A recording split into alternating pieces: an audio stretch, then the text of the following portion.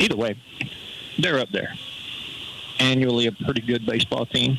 Your Pirates is coming off a 24-12 season. Of course, if y'all listen in, you know we went to the Final Four, came up a little bit short against North Cobb. So I'm sure this Pirate team has a little bit to prove. I want to go back and get a little revenge and see if we can finish this thing off this year. Because I think I've seen the polls. North Cobb was number 1. Appleton was sitting number 2 on the one I've seen.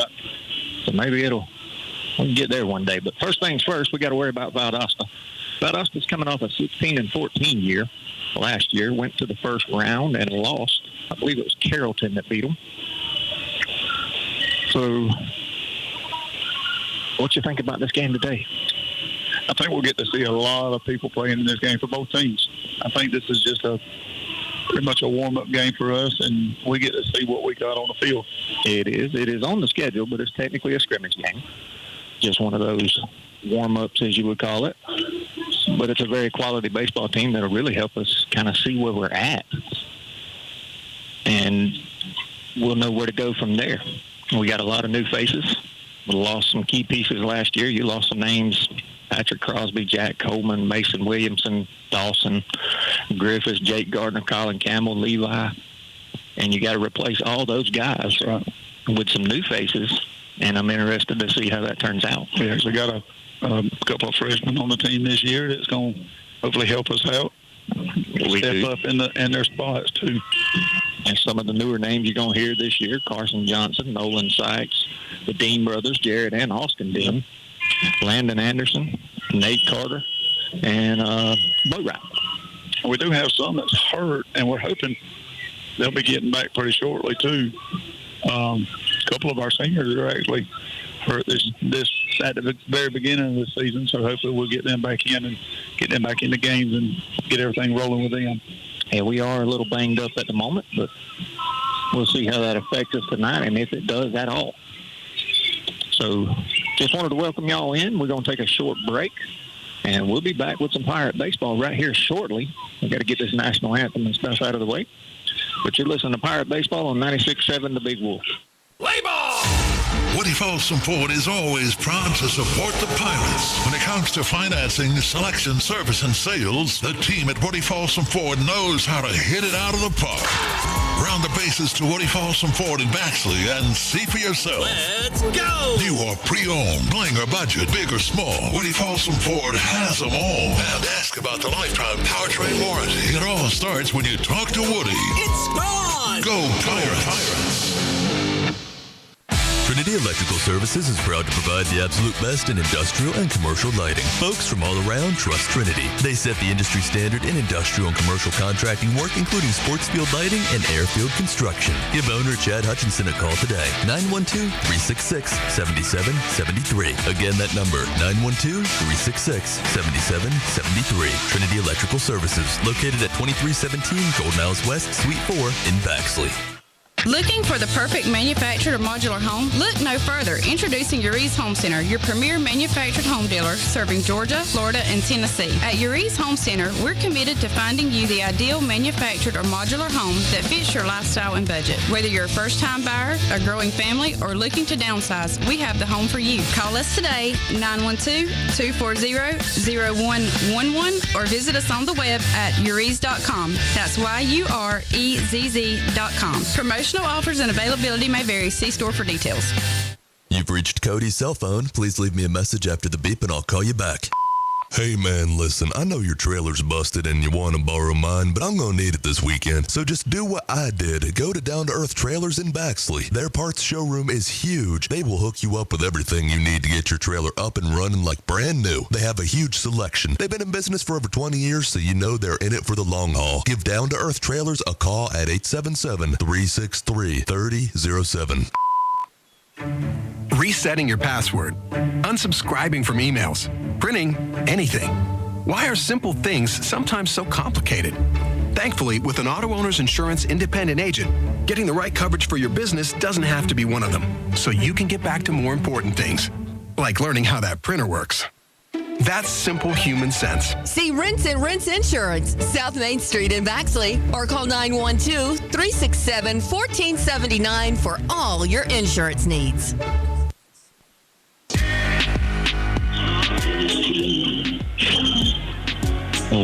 Welcome back.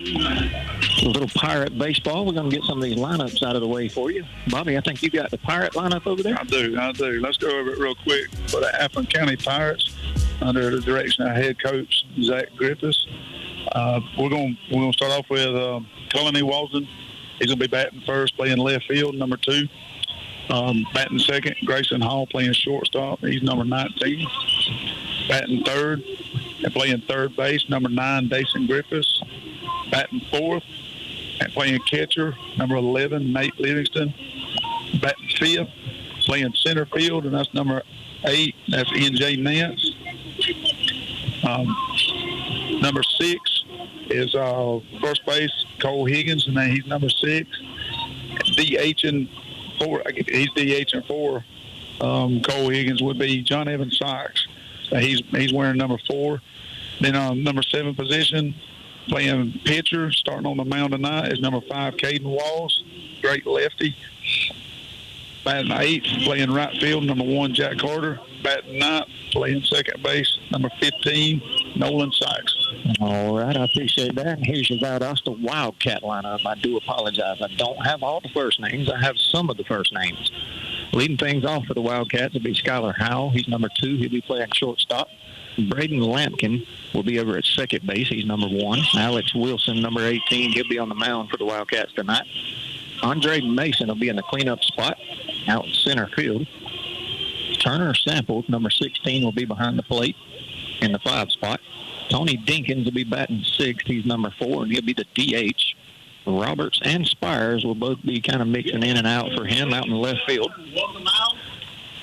O. Patel, another one of the ones I don't have the first name to. So any Valdosta fans listening, we apologize. We just don't have it. So he's number 27, be playing first base. Eric Spencer will be batting in the 8th spot. He's number 20 out in right field. Hayden Coates will be ending things for the Wildcats. He's number 14, and he's over at third base. So we're getting pretty close to a first pitch here. Just a little history on this Valdosta team. I think I already mentioned they went 16-14 last year. The previous year to that, they were 29-13. Or 18-11, excuse me.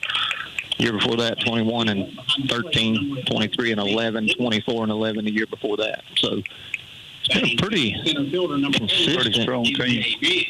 Win-loss record. They've had some troubles in the playoffs. Went first round, second round, third round. But it's kind of going backwards for them. They made some Elite 8 runs, and now they've kind of went into the second round and now to the first round. And I'm sure they're wanting to turn things around and get it back on the right track. And we shall see how that looks for them tonight. They are coached by Coach Bart Schumann. He was in Valdosta for a long time.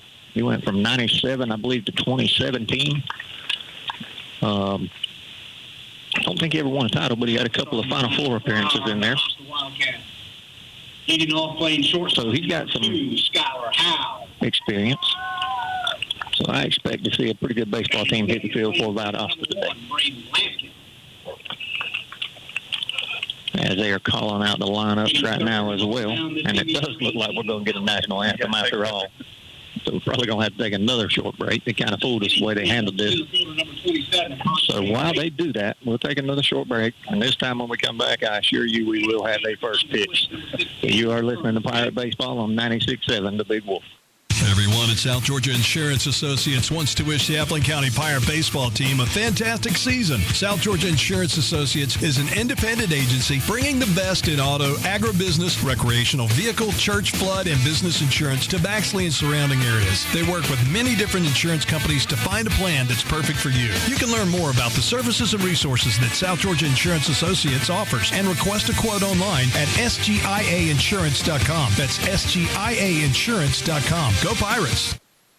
Are you looking for compassionate primary care for you and your family? Someone who can be there for you 7 days a week as needed? Well, look no further than Healthy Community Center in Baxley, where Cheryl Cox and Nicole Lee, family nurse practitioners, provide primary care to patients in Baxley and surrounding areas. If you're looking for a change or for someone who will be there for you when you need them, not just when it's convenient, give us a call at 912-705-2273 and let us take care of you. When should you call Lisa Pierce at the Lisa Pierce Agency in Baxley? If you drive this. If you fly this. If you ride this. Lisa Pierce is serious about protecting your business investments and toys. Stop and see Lisa Pierce at 395 West Parker Street in Baxley. Or call her at 912-367-4100. She makes it personal. Underwritten by Farmers Truck Fire Insurance Exchanges and Affiliates. Products not available in every state. Livingston's Garage and Wrecker Service is Baxley's trusted auto repair shop. Their skilled and professional team is committed to getting you back on the road without breaking the bank. They do everything from oil changes and tire rotations to battery work and mechanic work. And they offer a 24-hour wrecker service. They even haul heavy equipment. Located on US 1 north of Baxley. Livingston's Garage, locally owned and operated. Give Livingston's Garage and Wrecker Service a call today. 367-2459. That's 367-2459. Nothing beats that ride home after winning the big game, especially if you're riding home in your new ride from Woody Folsom Chevrolet Buick GMC. Woody's highly trained team has been coached to get you the most car for your money and the most money for your car. Let us go to bat for you. Whether you're looking for the latest, greatest, top-of-the-line sports car or a safe, sensible SUV to take the kids to and from the game, you'll find your perfect ride when you talk to Woody. Together, let's drive to Woody Folsom Chevrolet Buick GMC in Baxley. Identify yourself. WUFE and W244CR. Baxley. I like them even better now. The greatest hits of all time. The Big Wolf 96.7. Welcome back here to Valdosta, Georgia, where your Appleton County Pirates are taking on the Wildcats. And we are, in fact, about ready to see the first pitch. Coach Zach Griffiths and staff. Still the same staff is what I'm fixing to get at. We hadn't had a whole lot of changes anywhere. Coach Griffiths done a great job the last 2 years that he's been here. And interested to see how this year goes. Taking a look around, for those of you that can't see, your Pirates are in black uniforms with black tops, silver pants with a black stripe down the side. Valdosta's in all white with the gold and the black trimming on it. Big, tall righty on the mound. You can get his name again.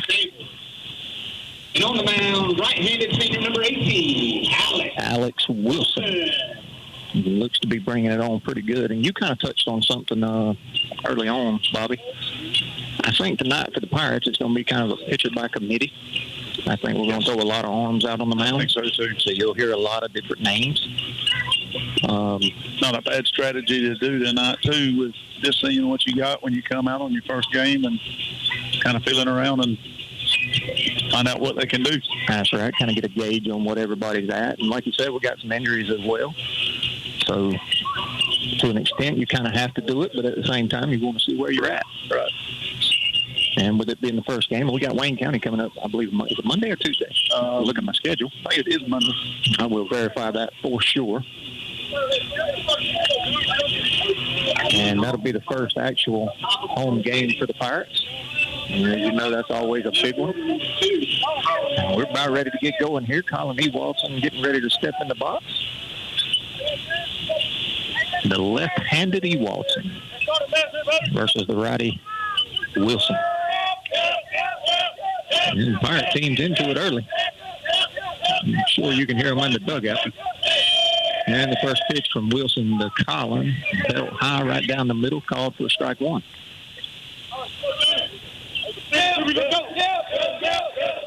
Umpire is quite loud with it as well. We don't have much of a problem figuring out what he's calling. 0-1 pitch, swung on, foul tipped into catcher's mitt, 0-2. Not a bad-looking swing by Colin there. Just missed that pitch. And I do apologize. I don't have my stats on me tonight from last year, but what I do remember is Colin was one of the better sticks throughout the whole year. That pitch was swung and fouled back. Still 0-2 as he was very consistent throughout the year. Yes, he was. Led the team in stolen bases and a very high on-base percentage. And done a great job pitching for us last year. Yes, he did. And 0-2 pitch swung on and missed for out number one. That was about letter high. And it's been nothing but a steady dose of fastball so far. This kid didn't have a good curveball. We watched him just a few minutes ago, and it was breaking pretty good, but went straight with fastballs to Colin. So now Grayson Hall step in the box. The 2 spot for the Pirates to face Wilson. He goes back to the fastball, catches outer half, 0-1. I think I heard somebody said the radar gun this kid was bringing around 80 to 81. There's a pitch swung on, hit hard to the third baseman. 2 hops, Fields throws across, and it pulls the first baseman off the bag, and that'll be the first base runner of the night. Good hustle by Grayson just to stay down there and get him pulled off. On the first and 1 out. So that'll be an error on the third. The third baseman on the throw. Jason Griffith coming up the bat now with Grayson on first. See if he goes with a fastball on first pitch. If I was Jason, I believe that's what I would be sitting on here because that's all you've seen. Well, and he went to the curveball. And it missed low and outside. That might be why we don't call pitches. That is very possible. It might be why we're over here and not out on the field. 1-0 pitch went back to the curveball. As Grayson is going to steal second easily. That was a good pitch to steal on, too. It was. He went back to another breaking ball that was in the dirt. So Griffith's ahead in the count 2-0 with a runner in scoring position. Top half of the first, no scores. We're just getting things kicked off here. Great RBI chance right here.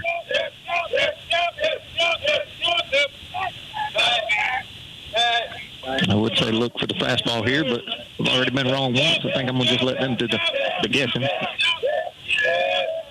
And that's what it was. And it must have been just a bit outside. Now 3-0. Pretty good pitch. But I think the catcher had to reach it a little bit. Nate Livingston waiting on deck in the cleanup spot.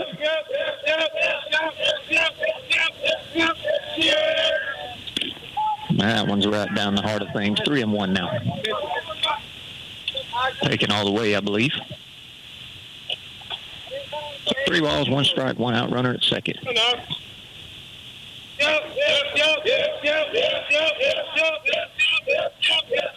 Wilson delivers. Curveball swung on, hard line drive.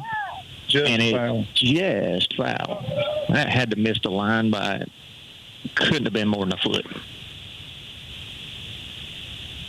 And he goes back to the curveball. He did, and Dason was locked in on it that time. Yes, he was. He threw nothing but fastballs, and then Griffiths gets in the box, and he's went pretty much all curveballs, except for 1. So they definitely got a scouting report of some type, and they think that they want to throw breaking balls at him, and obviously it didn't work on that pitch. So let's see what he decides to go with here on a full count.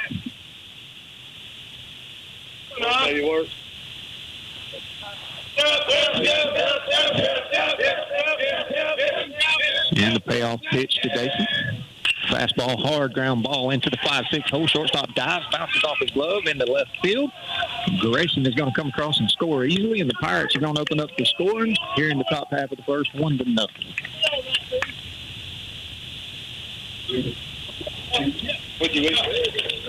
Good job by Dason to sit there and wait on that fastball to come to him. Instead of being out in front, thinking he was going to get a curveball, and he hit it in the hole right there. A diving chance for the shortstop, but he couldn't quite come up with it, bouncing off his glove. So now Dason Griffiths, he's on first base, got a good lead. Nate Livingston coming up to bat. Here's a pitch to Nate. He went right back with a fastball, and that's a called strike. Nate watching that ball all the way. He was. It was just under the knees. But it was a called strike. 0-1 your count, and the pitch from Wilson as Dason's in motion. There's a ground ball hit into the 3-4 hole, right where the second baseman was at. He's no longer there. That's going to be another hit for the Pirates. Dason took off stealing on that pitch, and the second baseman was going to cover. Nate just looped one over there, and second baseman almost got back over there to get to it, but great job of running. So that was a textbook hit behind the runner situation. That's what it was. Now Nate's going to get a pinch runner for him. That's going to be number 3, Isaac Edenfield. Isaac is hurt at the time with his shoulder, but that's one of the ones that we were talking about. So let's get him a chance to get in there and run. Well, you don't need your shoulder to run, I don't guess. No, that's for sure. We need all the shoulders we can get coming into region games too. So this really don't mean a whole lot to us right now, but we want to win for sure. We definitely do. NJ Nance in the box now, swings at the first pitch from Wilson and fouls it off his foot. 0-1. So Edenfield out at first, Dason at second. Only one out. Pirates leading 1-0 here in the top of the first.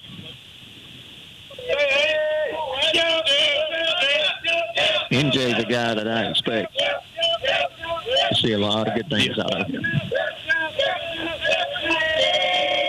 Very, very talented kid. That ball's hit high and deep into right field. Right field is drifting back. He is going to make the catch. Dason's going to tag up. Edenfield will have to stay put. So runners at the corners now, 2 outs. He got a good piece of that ball. Yeah, that was a hard hit ball, just a little bit too high, I believe. He had time to get up under it. If he'd have been a line drive, that'd have been in trouble right there. So, Isaac's at first, and Dason's at third. We got 2 outs now, and here comes Cole Higgins up. Cole's our first baseman. Isaac getting a good lead, and so is Dason over here. Wouldn't surprise me to see Edenfield in motion here. And here's the first pitch. Here's the throw down. And they got him. It was a very good throw by the catcher, the shortstop, but he was able to pick it up and put it on him. And he got a good jump as well. Just a great play by the catcher. So that'll be the 3rd out of the inning, but the Pirates do a little bit of damage, and they put up a 1 spot. So 1-0 your score going into the bottom half of the first. Pirates lead the Wildcats. You're listening to Pirate Baseball on 96.7 The Big Wolf. If you're a Class A CDL holder with at least 2 years of experience, come on out and apply to Williams Brothers Trucking. WBT cares about the safety of their employees, and they want you as a part of their family. They offer great benefits, competitive pay, 401k, health care, and hauls that will have you back home every day. We look forward to working better together with you. Williams Brothers Trucking wants to wish the Appleton County Pirate baseball team good luck this season, and go Pirates. They take the pain out of propane. Sykes Propane in Baxley is here to take care of all your residential, commercial, and agricultural propane needs. Sykes Propane also sells Warming Trends fire pits, Peterson Real Fire gas logs, Renai water heaters, Generac generators, and True Flame grills and outdoor kitchens. Owners Daniel and Danny Sykes are looking forward to serving you soon. Sykes Propane, located at 2174 Hatch Parkway South in Baxley. Give them a call at 912-367-1151.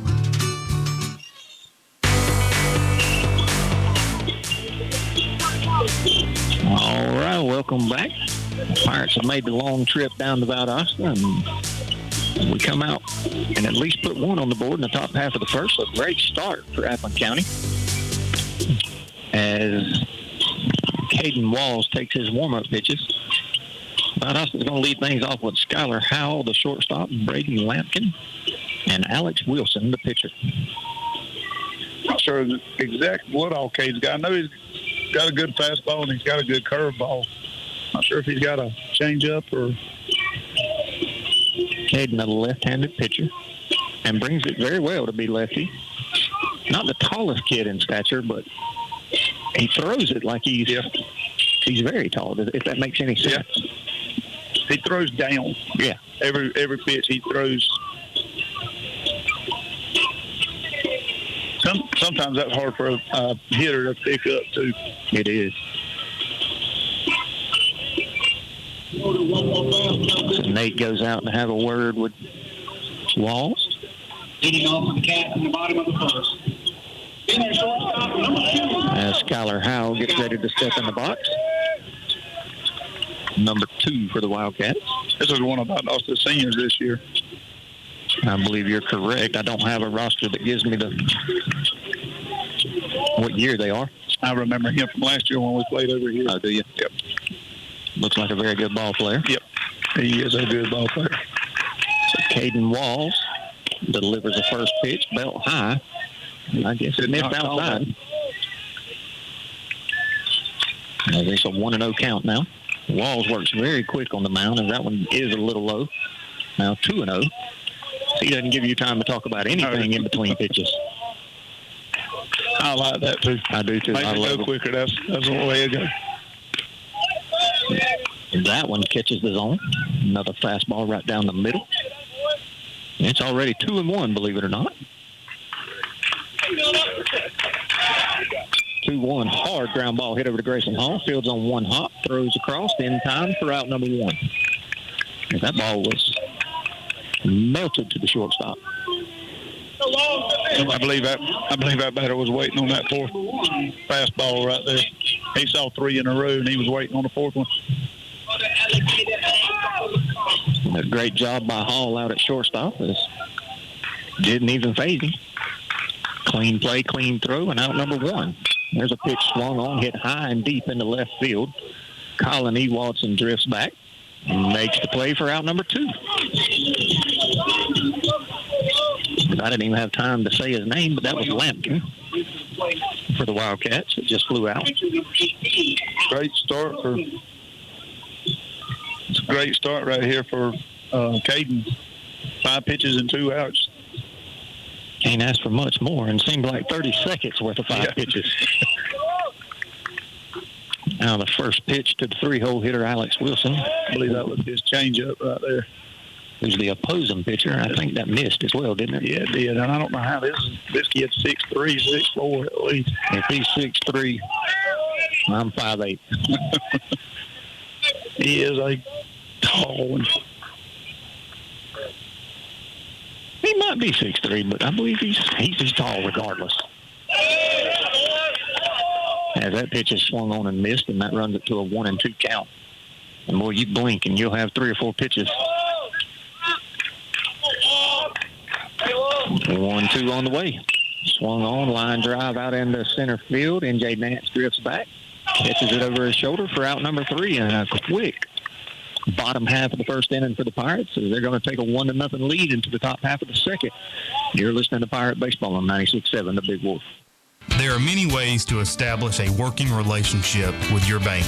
Let us help you find the perfect relationship here at Community Bank of Georgia. Our knowledgeable staff is committed to forming a relationship with each customer to provide a sense of unity to obtain the highest level of customer service. Whether you are opening a checking account for your children or opening your first business, experience relationship banking the way it used to be here at Community Bank of Georgia. Come see me, Perry White, or any of our courteous staff at Community Bank of Georgia at 700 West Parker Street in Baxley. Member FDIC and an equal housing lender. Getting only one fuel bill a month sure saves time and money, and that's just one of the many benefits since Murray Oil and Omaha Oil have teamed up. The combined businesses mean better pricing on most petroleum products. Be sure to fill up at the convenient key pumps just off South Main Street in Baxley, where all grades of fuel are available. And now when you need diesel, they make it easy to get your DEF fluid at the same time with their convenient DEF pump, only at Omaha Oil. Murray Oil and Omaha Oil, working together to better serve you.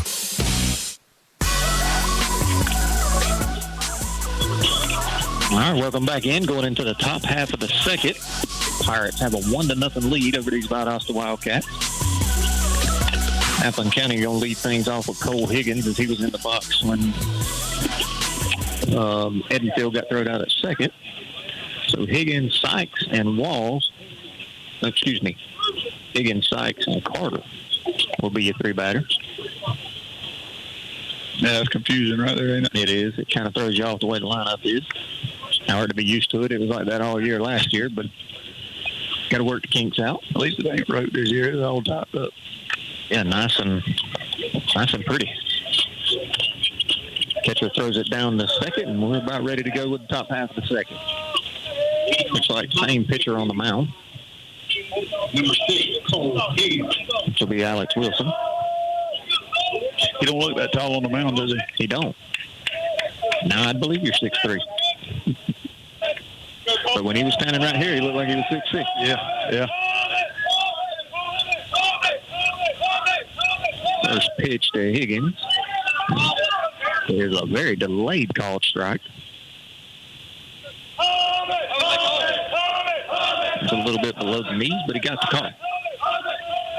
0-1 on the way. Ground ball hit up the middle. Shortstop takes about 3 steps to his left. Fields and throws across in time for out number 1.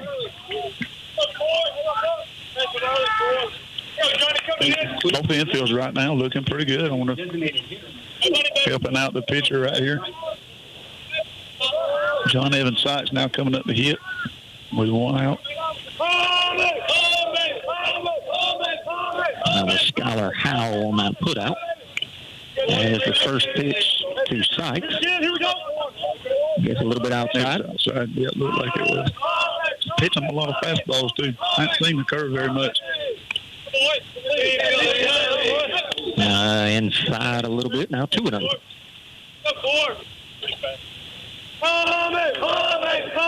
Yeah, he's been very fastball heavy except for out at bat to take him. That one bounces in the dirt and Sykes is ahead quickly 3-0.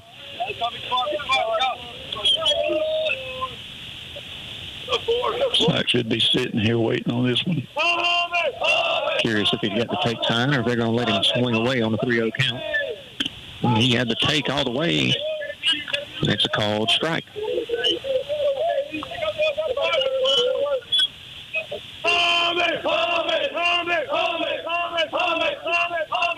A 3-1 pitch on the way. Good swing, fouled it straight back into the net. Now 3-2. All straight fastballs so far this inning. 7 pitches.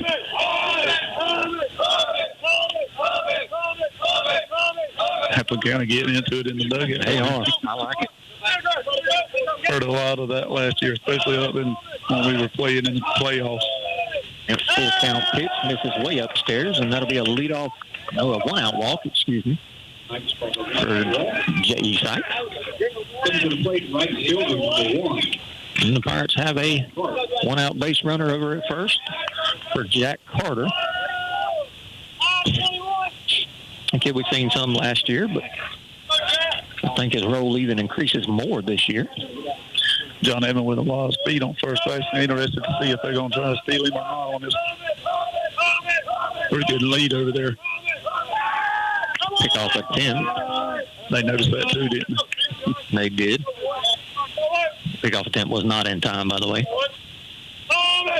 Good move, though. He has a very good lead, and he's gone first pitch. Carter puts a bunt down, and the catcher actually trips him up. I think that should be interference on the catcher. The catcher was trying to field the ball, and they got his feet tangled up. Umpires say nothing about it. Good bunt, too, though. As he did get the bunt down and moved the runner up to second.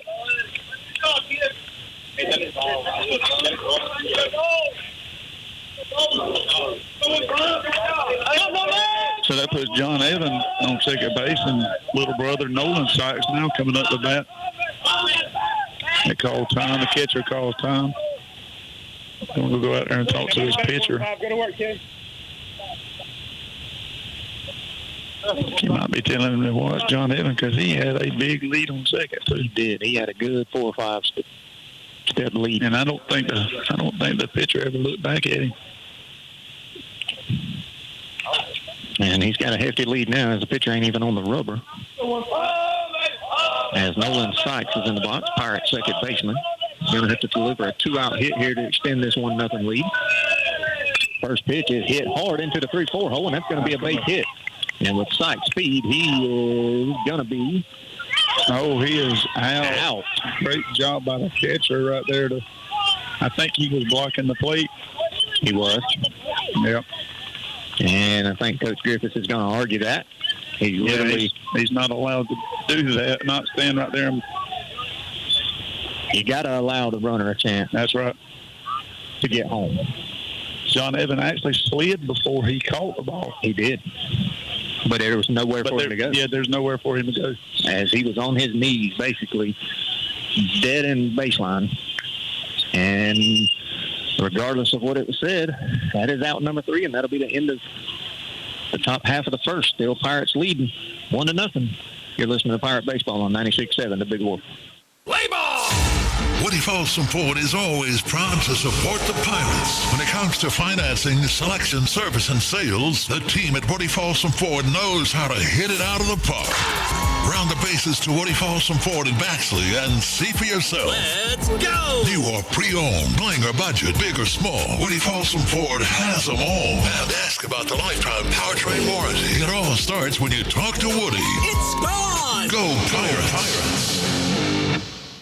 Trinity Electrical Services is proud to provide the absolute best in industrial and commercial lighting. Folks from all around trust Trinity. They set the industry standard in industrial and commercial contracting work, including sports field lighting and airfield construction. Give owner Chad Hutchinson a call today. 912-366-7773. Again, that number, 912-366-7773. Trinity Electrical Services, located at 2317 Gold Miles West, Suite 4 in Baxley. All right, welcome back. Bottom half of the second here. Pirates still working with a 1-0 lead. Caden Walls still on the mound as Andre Mason's in the box. First pitch swung on, pop fly, hit out to the shortstop, Grayson Hall. He's going to field cleanly for out number 1. 1 pitch, 1 out. Nobody on him, 1 out. Brings to the plate the catcher, number 16, Turner Sample.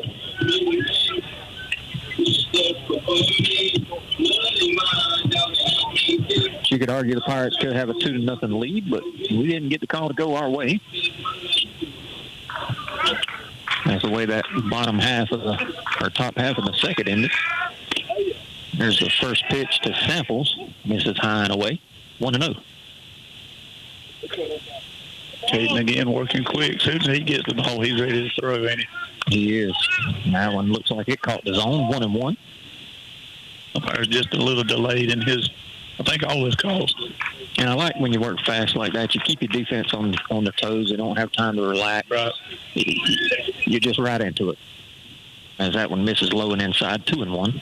Steady dose of fastballs here from Walls. Back to the fastball again. Lost that one upstairs, 3-1.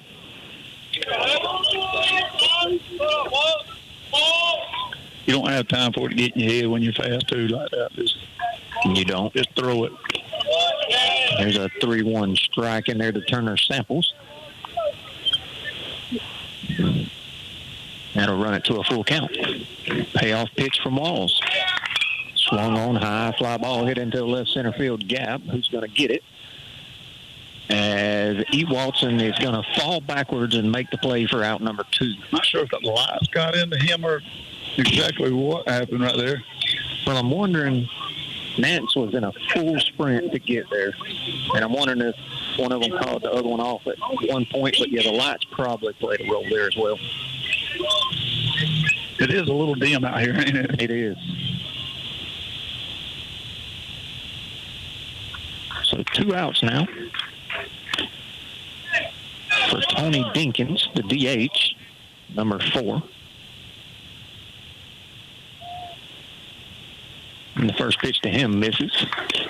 Now 1-1 as that one catches the zone. As I don't even have time to type in the next pitch before he's delivered another pitch. That one's in the dirt, 2-1.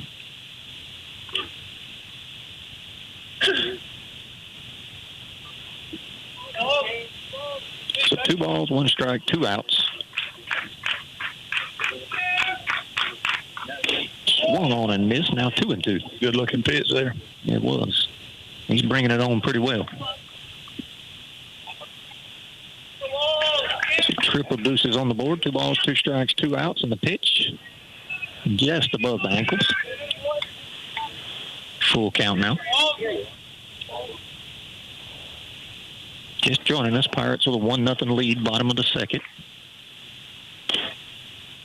Letter high fastball, doesn't get the call. And that'll be a 2-out walk. Batter started to go, but he checked it right there, and that saved him because I don't think he would have hit that one. The runner on first now with 2 outs right here in the bottom of the... It'll be the left-handed Patel in the box for the Wildcats.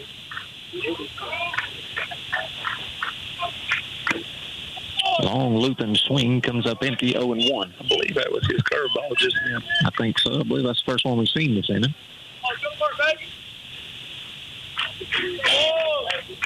2.5 step lead out at first. And a pickoff attempt by Walls. And got to watch him. He's a lefty with a very good move. That was kind of a keep me honest move there. But I know you're over there. Don't run.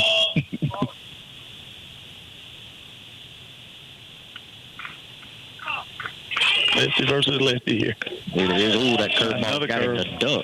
And it caught the zone, 0-2 count. Really fooled him there. Great pitch. That one fooled me because when he ducked, I thought it was going to hit him. I did too. Broke right back in the zone. Wildcats down to the last strike, and that's what they do as he swings and misses over the top of a fastball for out number 3. The Pirates still leading 1-0. Going to go to the top half of the third. You're listening to Pirate Baseball on 96.7, The Big Wolf. Looking for the perfect manufactured or modular home? Look no further. Introducing Uri's Home Center, your premier manufactured home dealer serving Georgia, Florida, and Tennessee. At Uri's Home Center, we're committed to finding you the ideal manufactured or modular home that fits your lifestyle and budget. Whether you're a first-time buyer, a growing family, or looking to downsize, we have the home for you. Call us today, 912-240-0111, or visit us on the web at uris.com. That's YUREZZ.com. Promotional offers and availability may vary. See store for details. You've reached Cody's cell phone. Please leave me a message after the beep and I'll call you back. Hey man, listen, I know your trailer's busted and you want to borrow mine, but I'm going to need it this weekend. So just do what I did. Go to Down to Earth Trailers in Baxley. Their parts showroom is huge. They will hook you up with everything you need to get your trailer up and running like brand new. They have a huge selection. They've been in business for over 20 years, so you know they're in it for the long haul. Give Down to Earth Trailers a call at 877-363-3007.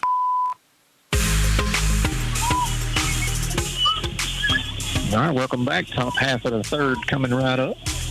Looks like they're going to keep the same arm on the mound. I was expecting them to kind of do the platoon thing, too. Yeah. And throw a lot of arms at us, but they're sticking with Wilson, big, tall righty, as the Pirates are going to roll things back over to the top of the lineup. And Colin Ewaldson went down swinging his first at bat. I was sitting here. We were talking just a minute ago on the break. We've only been in this game for 25 minutes, and we're already in the third inning. Some of that has to do with Walls. With a 2.5-minute inning, and we talked about it, the first inning was even quicker than that. Yep. So in total, he couldn't have 5 minutes with the game. Right. Fire a dugout back into it. And Wilson delivers the first pitch to Ewaldson. Pops straight up over our head and foul. I think Cullen was waiting on that fastball. He got 3 straight fastballs a while ago. He did. Colin has a beautiful swing for a lefty. Yes, he does. And can fly, too. Yes, he can. Led the team in stolen bases last year, I believe. And that one bounces in the dirt, now 1-1.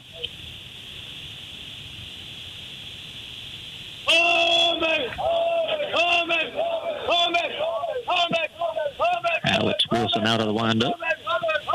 Delivers a 1-1. Hey, there's the breaking ball. This is low. 2-1. One run on 2 hits, no errors for the Pirates. No runs on no hits and 1 error for the Wildcats. Pitcher steps off the back of the mound. Not sure he liked that call sign. 2-1. See what he chooses to go with. He goes back to the fastball and he's knee high down the middle. Like he threw that very hard, though, did it? Not as hard as he's been throwing anyway. It did look like he took something off. Maybe it was a changeup. That could have been a changeup for him, yep. Colin didn't like it, whatever it was. 2-2, swung on, fouled straight back into the net as he was on that one. And that'll keep it right where it was.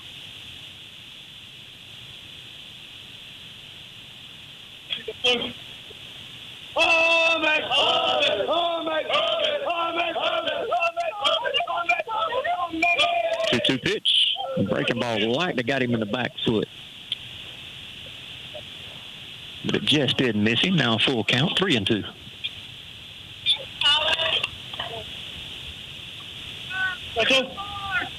And anytime Colin gets on base, you definitely got to be worried about him stealing bases. as you mentioned, very, very quick.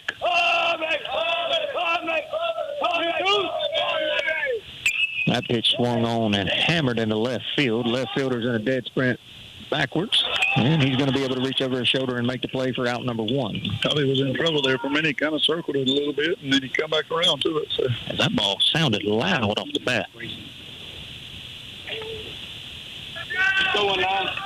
Grayson Hall at the bat now with 1 out here in the top of the 3rd. Grayson hit to the shortstop on the 1st inning. Shortstop pulled off the first baseman, and Grayson did a good job of running down there trying to and beating it out.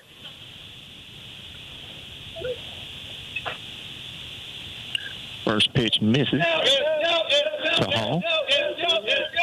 So Hall ahead 1-0 here. And back to the breaking ball, way outside. 2-0. He seems to have a little trouble with that breaking ball. He does. Can't seem to find the movement he wants or the placement. 2-0 pitch on the way. Ground ball, hit over to the second baseman. He fields on a big hop and is able to throw out Grayson Hall for out number 2. Valdosta with a good-looking ball team. Their infield is real tight. So 2 outs here now. Mason Griffiths coming up the bat. That was Lampkin over at second with the put out. That'll bring up Dason Griffiths. 1 for 1. Had the base hit to the 5-6 hole. The shortstop was not able to get. First pitch to him is a called strike, I believe.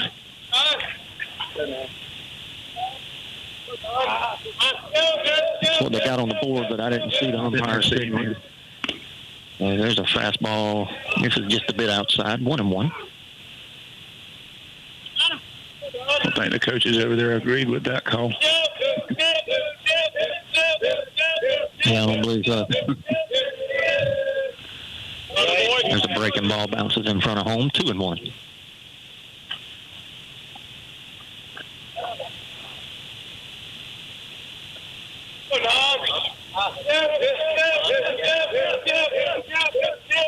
Wilson delivers a 2-1 pitch. High pop fly on the infield. That is a major league pop-up. It sure is. Second baseman calling for it. He's going to make the catch on the pitcher's mound for out number 3. So going to go to the bottom half of the 3rd as the Pirates still lead it 1-0. You're listening to Pirate Baseball on 96.7 The Big Wolf. Untangling your headphones, finding the right remote, saying goodbye to your favorite shirt that hasn't fit in 10 years. Why are simple things sometimes so complicated? Thankfully, with Auto Owners, insurance doesn't have to be one of them. Auto Owners works with independent agents who live in your community and answer when you call, so you can worry about more important things, like finding a new favorite shirt. That's simple human sense. See Rents and Rents Insurance on South Main Street in Baxley or call 912-367-1479 for all your insurance needs. Let's go for a slice. Village Pizza in Baxley has the best pizza around. Everybody knows that, but did you know they've also got a variety of delicious cheese sticks, fresh sandwiches, and barbecue and hot wings? Why not treat yourself to the lunch buffet? It's chock full of just about everything your heart and stomach desires, and it's available from 11 a.m. until 2 p.m. They've got a party room in the back, perfect for birthday parties and meetings. Village Pizza on North Main Street in Baxley, open Monday through Saturday from 11 a.m. until 9 p.m. Give Village Pizza a call, 912-367-9851.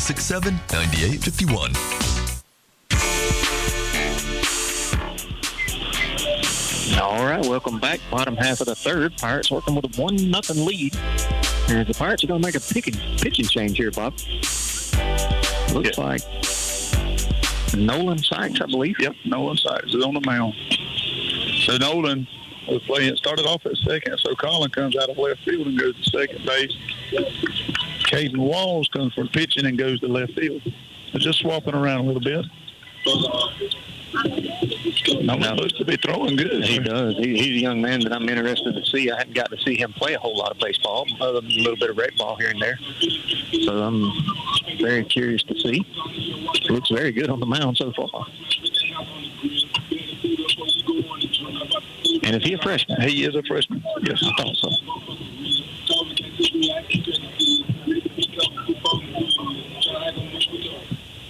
If he's still taking his warm-up pitches, I suspect, yeah, he brought that very well. Don't have a radar gun of any type, but as a righty, he's throwing it well. We'll say that. Leading off the bottom of the third for the Wildcats. Right fielder, number 20. And did you get that Colony wants to move to second? Yeah. Yep. Okay. Everybody else on the field stays the same. So 7, 8, 9 due up here for the Valdosta Wildcats.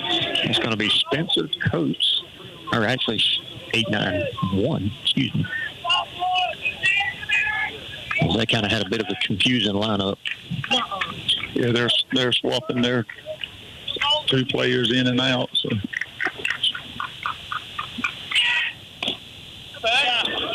First pitch is going to be swung on and missed. No one come up with a fastball on the first pitch. It was a little high, but he got him chasing it.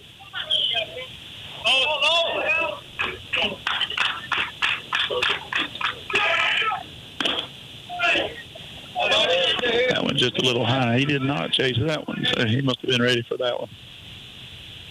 So 1 ball, 1 strike now for Nolan. This is a tall kid, too. He is very tall. And built. 1-1 just below the knee. No, he called it. Oh, did he? Yep, he called it a strike. He's just late on all the calls. He is. So 1-2 to count, excuse me.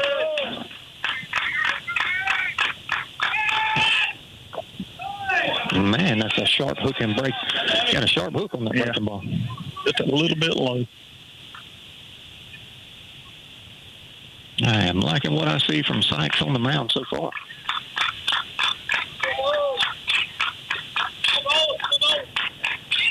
Two on the way. Kind of a fight me off swing. Is able to get a piece of it and foul it off. As they seem to be a little bit behind Sykes. Hadn't quite caught up to the fastball. Nolan's fastball looks a little high. He got just bring it down just a little bit. Another curveball there. Just a little bit out of the zone. Good stop by Nate back there. So full count now. What I notice about his fastball and breaking ball, he doesn't change anything about his motion on that breaking ball. Yeah, that was another get off me pitch. It was. Get off me swing. Just going to keep it a full count as he just fought that off down the third baseline foul. Yeah, it's hard to pick up when they don't change a lot.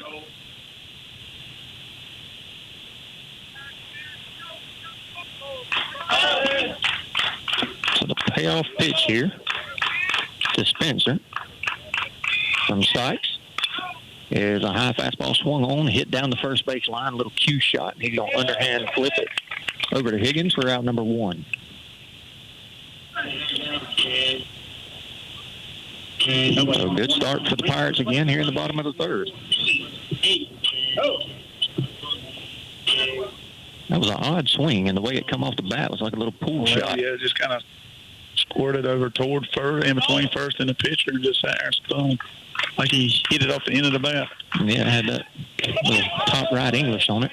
Good looking fastball there for strike 1. I'd love to see the radar gun. 0-1 on the way.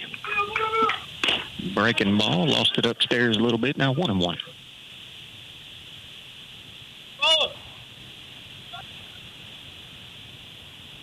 Not working quite as quick as Walls did, but he's not slow about it by any means either.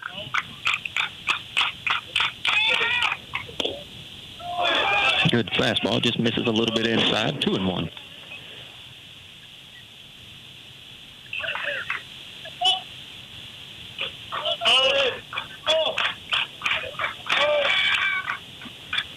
And the 2-1 pitch to Coates is a called strike 2.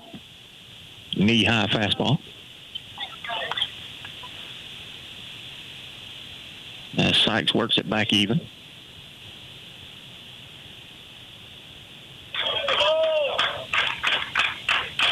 Valdosta trying to make a little bit of noise over there in their dugout finally.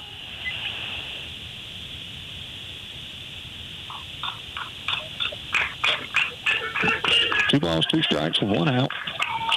Pitch on the way. Fastball, hard line drive up the middle. And that'll be a base hit. Almost caught that one. He did. It went right by his glove. He took a stab at it, but missed it. And that ball was hit very well. Left fielder number 10, Noah Roberts. So that'll be the first hit of the night.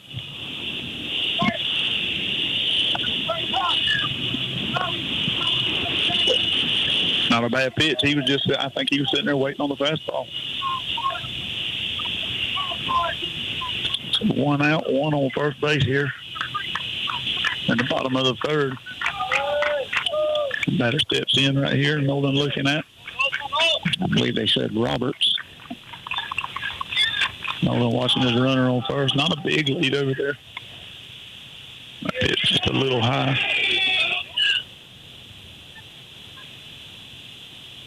Nolan said, give me another ball. He hit the cover off of that one a while ago.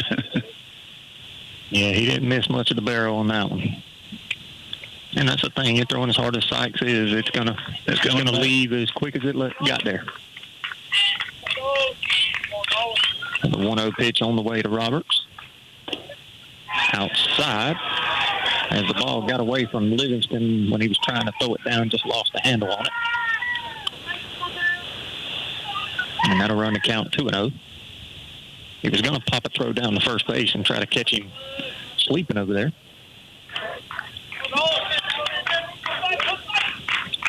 Big lead over at first. Fastball upstairs, now 3-0. He's staying out there, popping up and down over there on first base. I believe if Nate would have got that throw down there, we might have had him a while ago. He's very aggressive on the base pass. And that pitch is going to miss outside, and that's going to put runners at first and second with one out.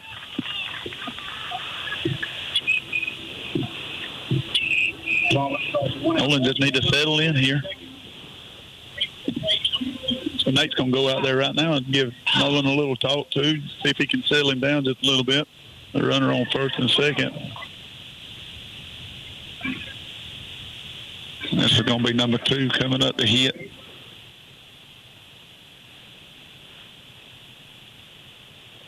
And I don't have his name right here with me right now.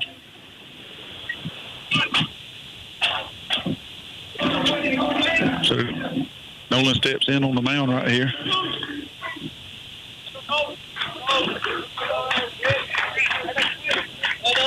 Not a very big lead on first or second. Well, second's got a pretty good lead, actually. Mostly behind this pole right here, but Colony Walsden holding him on. Not a bad-looking pitch, but umpire seemed to think it was a ball. I don't know if you mentioned it. I had to step away just a second. We're back to the top of the lineup with Skylar Howell, 0 for 1 on the night. And that pitch right at the belt buckle inside. I believe it was a little inside. I've seen him buckle up a little bit there. Yeah, it was. I believe so. So 2-0. Valdosta's threatening for the first time tonight. But you're literally one pitch away from getting out of the inning, a good ground ball with a double play, and we're out of it. That's right down Broadway. 2-1. Batter taking all the way there. He wouldn't even think the bat was still on his shoulder.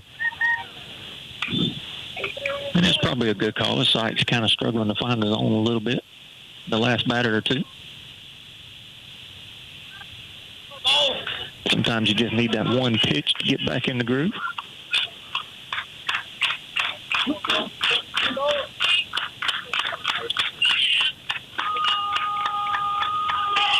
Two 1 pitch. Almost hit him.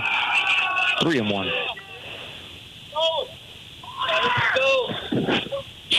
Completely different styles of pitching here between Nolan and Caden. Most definitely. One likes to work a lot slower and one likes to work a lot quicker.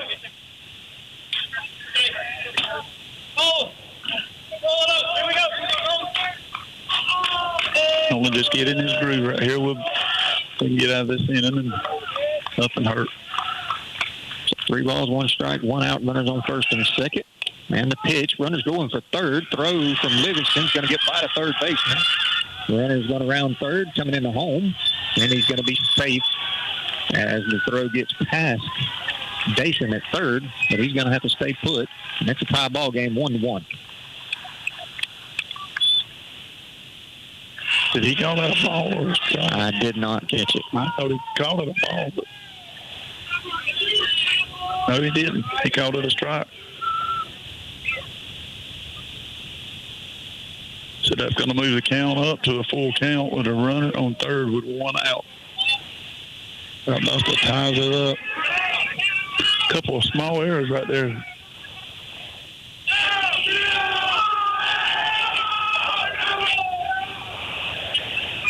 So that's going to put a runner over at third with just 1 out. And like you said, he did call that a strike, so it's a full count. We just got to settle back in. So a good pitch here, get it to 2 outs, and we can get out of this inning with minimal damage. And that one's going to miss downstairs, and that'll be a walk. And that'll put them at the corners with 1 out. Calling him Walton walking out from second base, just trying to settle him down a little bit. We got to remember he is a freshman. No doubt. He's got to get into it. And first game of the year, and that's where we're working out. My runner's at the corner route. Nate giving signs to the infield. So the 2-hole hitter, the second baseman, Braden Lampkin, steps in, a right-handed hitter for the Wildcats.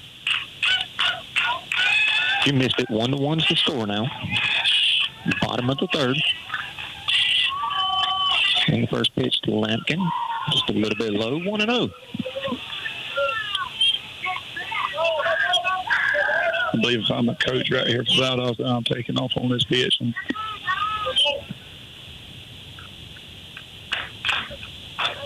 When you got a little bit of momentum, you got to try to keep it going. So it wouldn't surprise me to see that. We'll see if that's what they choose to do. They don't. That one misses outside. Now 2-0. They're just going to make Nolan pitch to him and see if he can strike him out.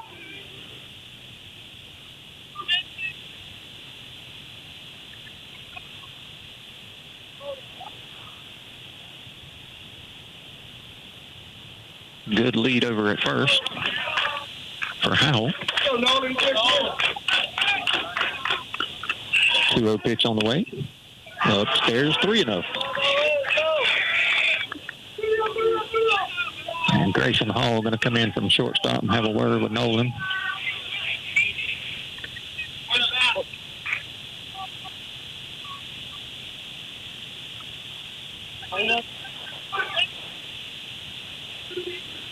Not a bad idea for Grayson to come in and calm him down just a little bit.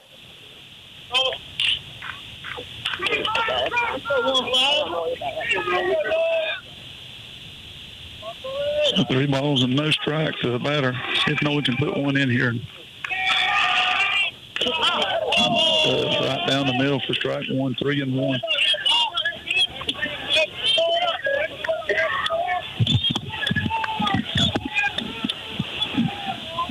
Batter's on the corner right here, 1-1 right now in the bottom of the third.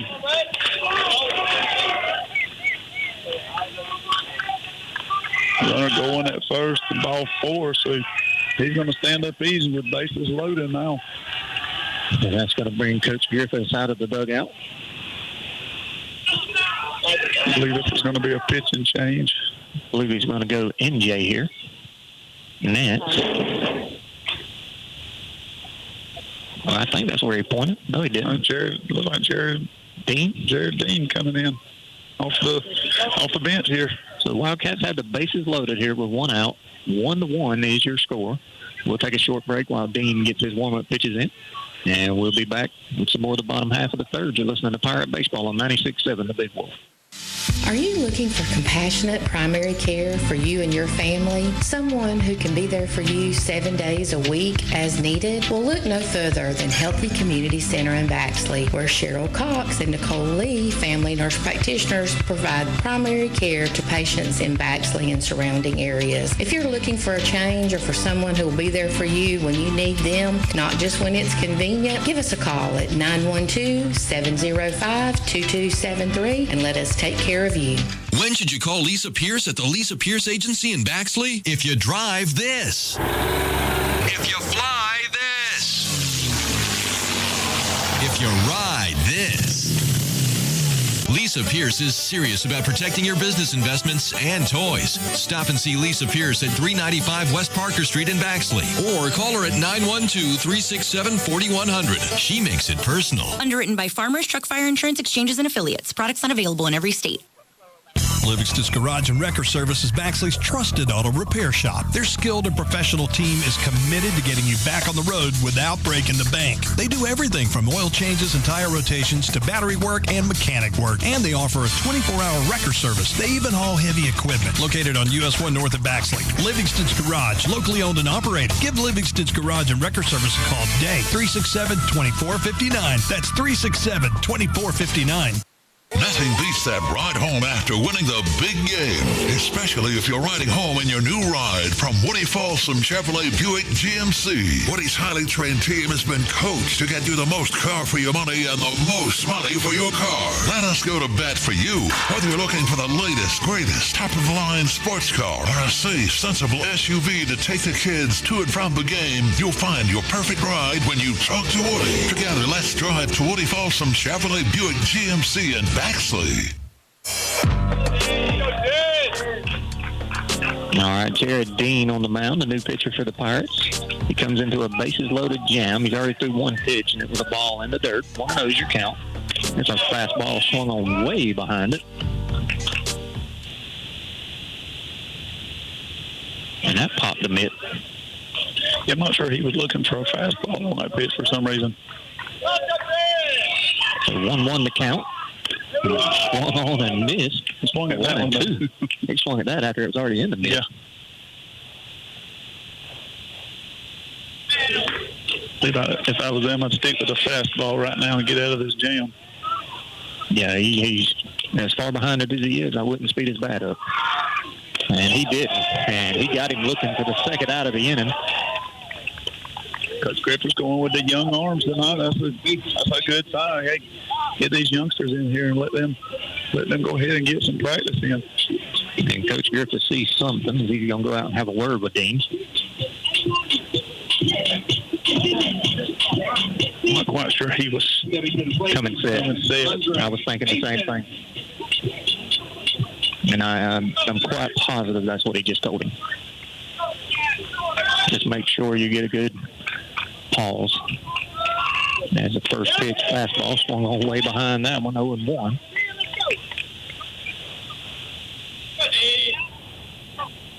As Dean has very good velocity on the mound.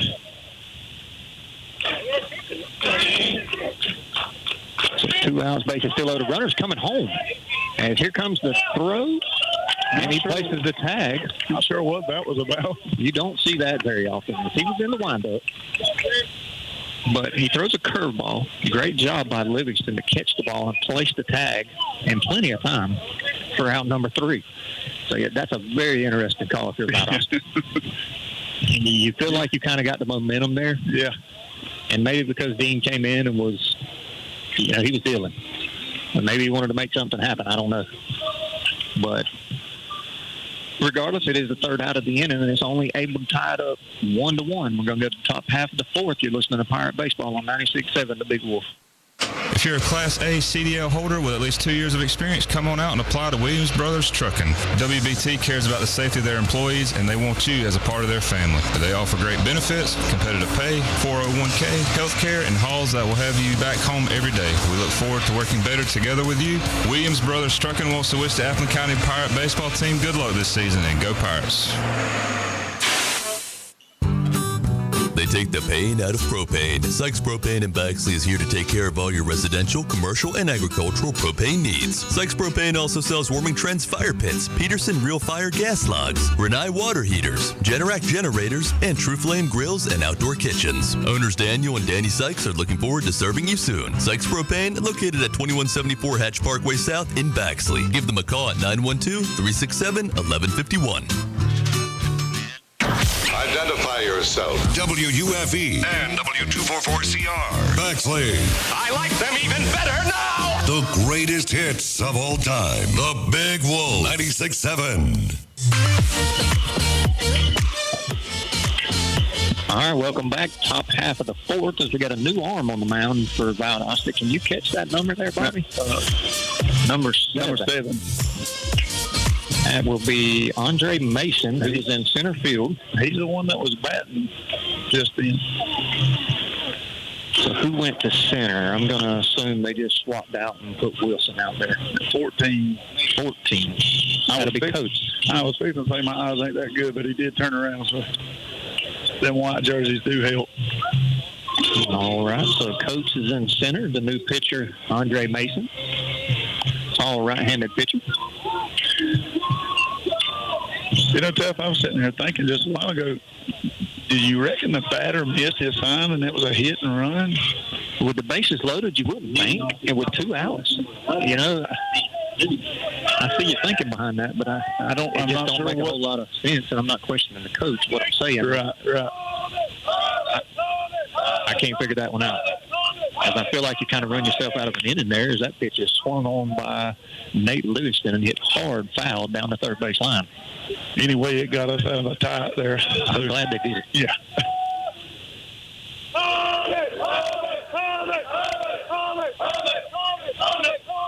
As Nate was way out in front of that fastball from Mason. As that one's going to bounce in the dirt, bounce off the catcher's mask, and I believe he got some dirt in his eye. Hopefully he's all right. It bounced all the way to Valdosta's dugout over there. It did, and this is a big backstop. Yes, it is.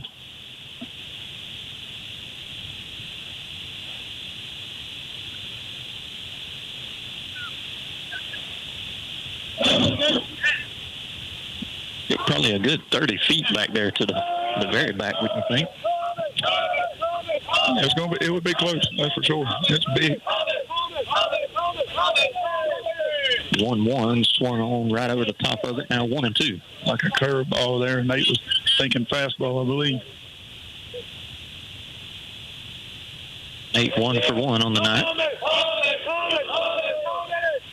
Got a base hit on that little hit and run. Hit it right where the second baseman was at. And helped open up the scoring for the Pirates. 2-2 to count now as that one missed. And the pitch. And the dirt, 3-2. And it's starting to get a little chilly on us. Yeah, it is. Nice and warm when we got here, but better put your jacket on now. He almost took a hack at the breaking ball, but he was able to hold his swing. And that'll be a leadoff walk for the Pirates. Well, Nate about got on his knees for that one. He was trying to stop. It's a good eye by Livingston, as he's been on base both times he's been in the box. Going to get a pinch runner, I believe. Who was the runner? Isaac Edenfield. Isaac Edenfield again. Don't feel him right now. All right. The catcher said he wants him. So Edenfield over at first base with no outs for the Pirates. N.J. Nance steps in the box. He had a good hit a while ago, though. It was just a little bit too high to right field. Well, he probably hit it 300 out to right field. That one's outside. And Nance jumps ahead 1-0.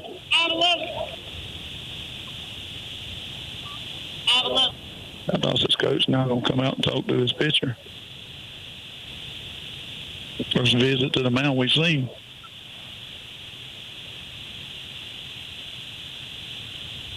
Wondering here, Bobby, if this might be a good opportunity to play some small ball.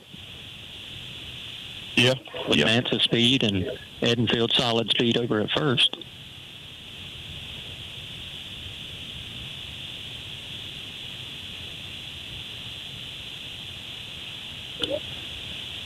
Meeting at the mound finally breaks up.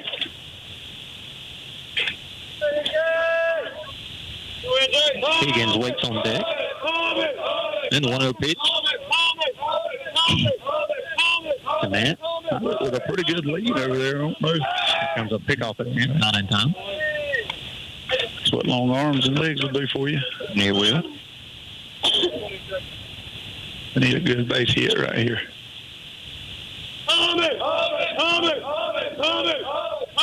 1-0 pitch. And Nance is swinging. Ground ball hit over to the shortstop. Fielded cleanly. Flips to second for one. Not going to be able to throw out Nance for the double play. Not sure they would have got him on a good throw, but that was in the dirt. He flies down that line when he hits it. So 1 out now. Nance on first. This is Cole Higgins coming up to hit. It would shock me not to see Nance in motion in the first pitch or two here. If they seen him run down first base, they're thinking the same thing. I agree. Not on the first pitch. That one misses low and away. 1-0.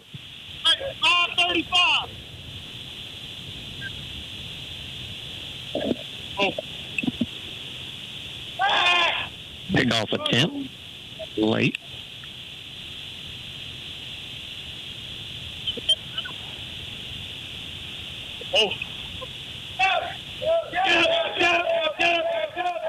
A pretty good lead over there, though. 1-0 pitch as he's really taking his time on the mound, and good job by Higgins to call time. That's right. That pitcher stood there for 15 seconds. Game was working at a very quick pace in the first and second inning. It's really slowed down here in the third and fourth.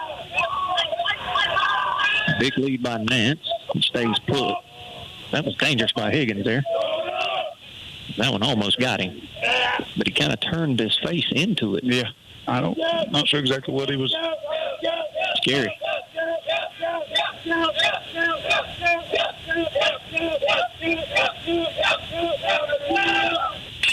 2-0 swung on, high fly ball hit out to the left fielder. He doesn't even have to move in his tracks, and he makes the play for out number 2.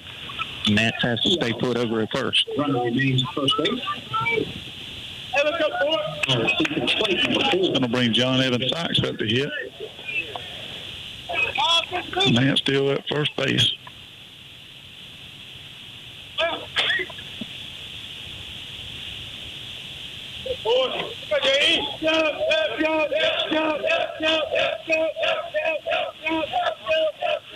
We were working. I thought we was going to be out of here by 7:30. I'm telling you.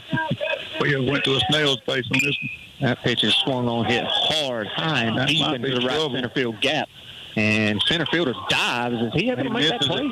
He made it. He made a catch. Man, what a catch. I saw him get up and run back towards center field. I thought he missed it. That's one of the finest plays you'll see by a center fielder at any level. As that ball was hit high and deep into the right center field gap. Had to be 350. Yeah, that was a great catch right there. And he was full extension, running to his left, diving towards the fence, and was able to make the play for out number 3. So 1-1 still your score. We'll take a short break. You're listening to Pirate Baseball on 96.7 The Big Wolf. There are many ways to establish a working relationship with your bank. Let us help you find the perfect relationship here at Community Bank of Georgia. Our knowledgeable staff is committed to forming a relationship with each customer to provide a sense of unity to obtain the highest level of customer service. Whether you are opening a checking account for your children or opening your first business, experience relationship banking the way it used to be here at Community Bank of Georgia. Come see me, Perry White, or any of our courteous staff at Community Bank of Georgia at 700 West Parker Street in Baxley. Member FDIC and an equal housing lender. Getting only one fuel bill a month sure saves time and money, and that's just one of the many benefits since Murray Oil and Omaha Oil have teamed up. The combined businesses mean better pricing on most petroleum products. Be sure to fill up at the convenient key pumps just off South Main Street in Baxley, where all grades of fuel are available. And now when you need diesel, they make it easy to get your DEF fluid at the same time with their convenient DEF pump, only at Omaha Oil. Murray Oil and Omaha Oil, working together to better serve you. It's okay. All right, welcome back. And then going into the bottom half of the fourth, we're still all knotted up at 1 apiece. It looks like Jared Dean's going to go back on the mound for the Pirates as he come in and got out of a bases-loaded jam there in the bottom of the third.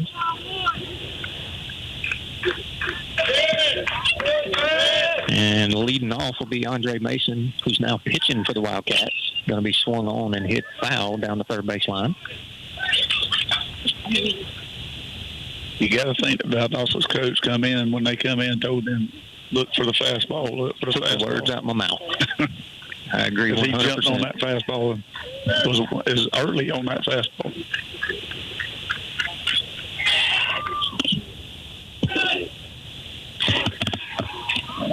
That ball just a little low right there, so that's going to even the count at 1-1.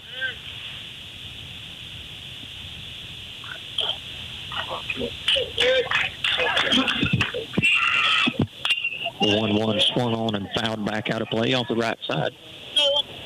Now 1-2. Andre Mason 0 for 1 on the night. Popped out to the shortstop in his first at bat.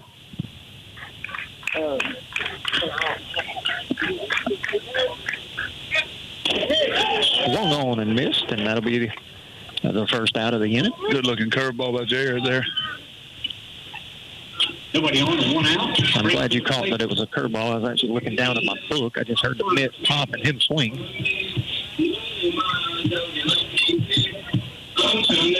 And Dean's come in and looked very good. Through 3 or 4 batters here. So 1 out in the inning. Turner Samples will be the batter. Swung on high, fly ball hit out into right field. Jack Carter is going to drift over and make the catch for out number 2.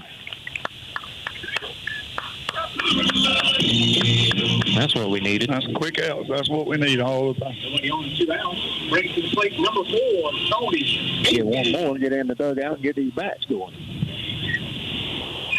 1 run on 2 hits for your Pirates. 1 run on 1 hit for the Wildcats.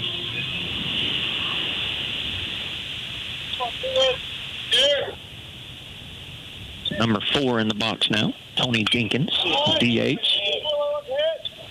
Swings and fouls one off the right side.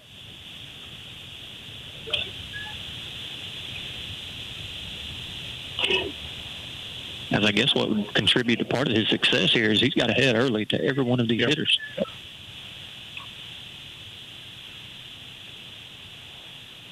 Looks like they're all come swinging on the first pitch, too. 0-1. Just under the knees, 1-1. Not a bad-looking pitch there, though. I couldn't tell if that was a changeup or if he just took a little bit off of the fastball. I'm not sure on that one. It didn't hit as hard as the fastball did. That was a fastball. Just under the letters, 2-1.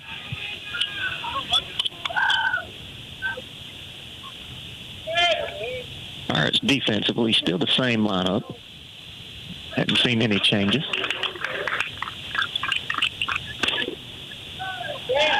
Crosses right at the belt buckle.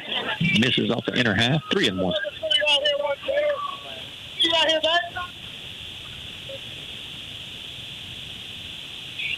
So Dean jumps ahead 0-1, but falls behind 3-1 now. And he gets a swing and a foul. And run it to a full count.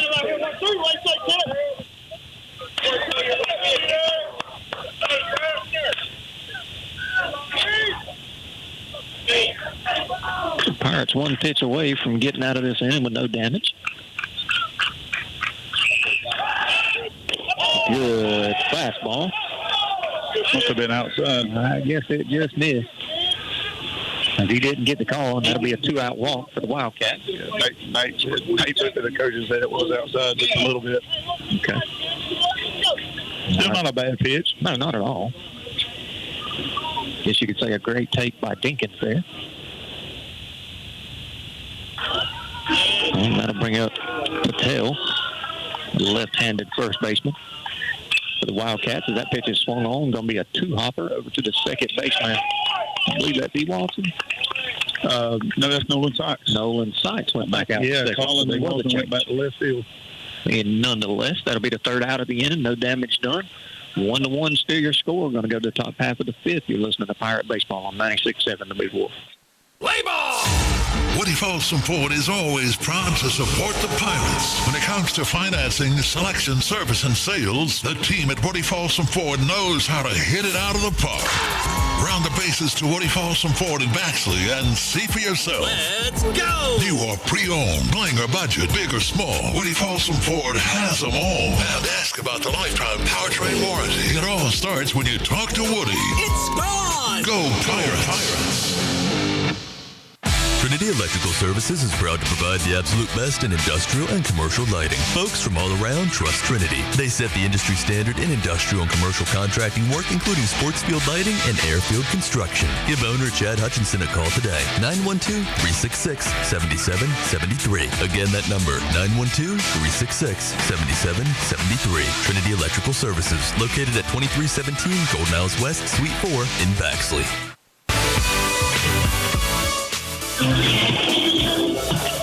Top half of the fifth coming up. Jack Carter going to lead things off for your Pirates. I believe that's the same pitcher on the mound. Is that number 7? Yeah, that's the same one. Andre Mason will get his second inning of work here as the Pirates look to break this 1-1 tie.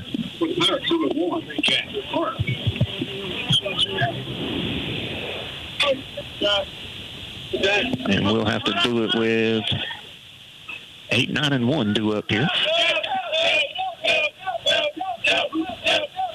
Pirate dugout gets it going. Big swing and a miss there by Jack. He had a hefty hack at it. Just comes up empty.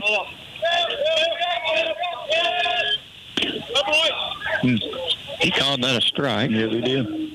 And I thought it was a little bit low. He is ready to pitch again. Poor Jackson, you don't have the box. He was working very slow the last one. Yes, he was. As he started his motion and stopped it right in the middle. And I guess umpire called time. Yeah, the umpire called time on him. That one's helmet high. Upstairs, 1 and 2.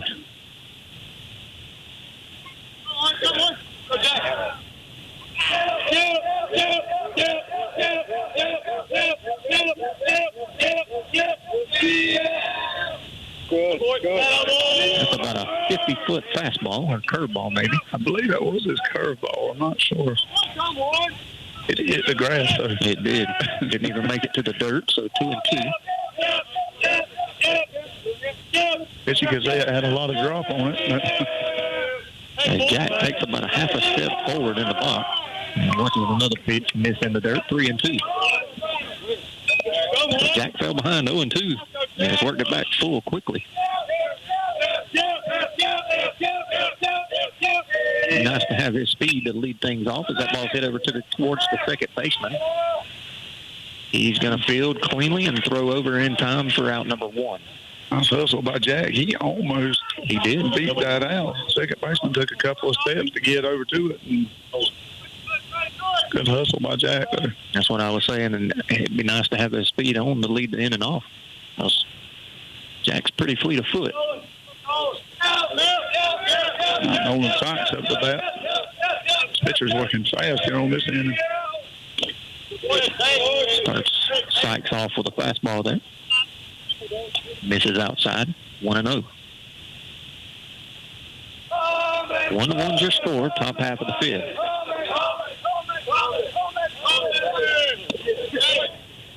Ankle high fastball, 2 and 0. The ball looked like it died when it got to the catcher. I'm not sure where he's throwing it. It does have a different angle for sure. 3 and 0, that one's way upstairs. Maybe that's his changeup.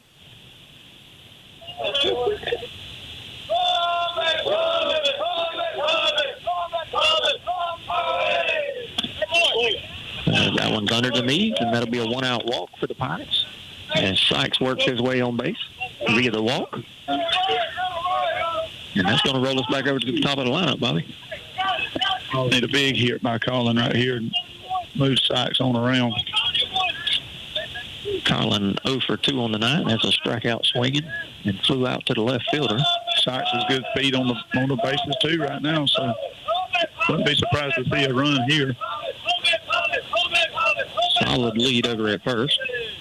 And that one's going to get past the catcher, and Sykes is going to be able to move up to second easily. Around second. Makes the catcher kind of hustle back out with it. Yeah, that ball just kind of sailed with him there, didn't it?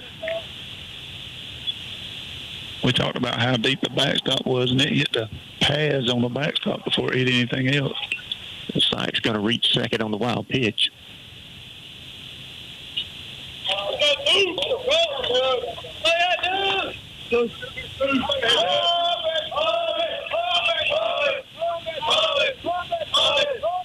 Mason out of the stretch. 1-0 on the way. He swung on high. Major league pop fly. Going to get into foul territory. Third baseman drops it. Let's do a life in calling right here. That's a ball if you're Valdosta. You got to feel like you want to make that play. But if you're a Pirate fan, you want to try to make that one hurt. We're glad he dropped it. And it was a major league pop fly. I'm sure I couldn't see because of the dugout right here, but I don't know how it hit his glove or what. Yeah, I couldn't tell. Him and the shortstop was almost about to run together. Pretty good breaking ball there. And it is a called strike. 1-2 now. That's the first breaking ball I've seen. It was pretty good by him, just him. Most of them's being close to the dirt. Yeah, he started that outer half and all finished kind of back foot inner half. Way upstairs now, 2-2. I believe he tried a curve there. It just didn't ever come down for him. Yeah, I'm kind of hesitant to call his pitches because they look so different.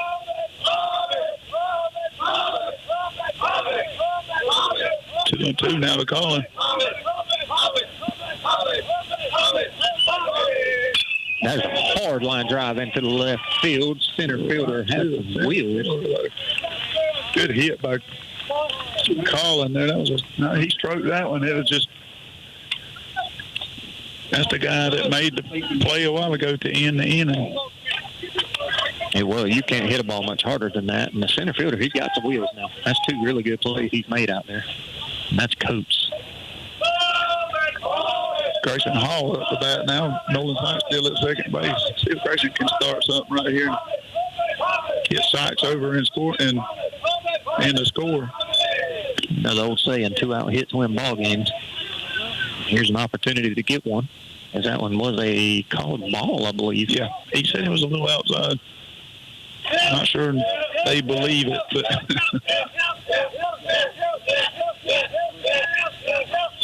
runner in scoring position. Catcher sitting way inside on Grayson here. They're going to try to jam him up right here, I think. That's a good pickup. Didn't even notice that. Looks like he wants it up in the zone a little bit. Breaking ball right down the middle. I don't think Grayson was looking breaking ball there.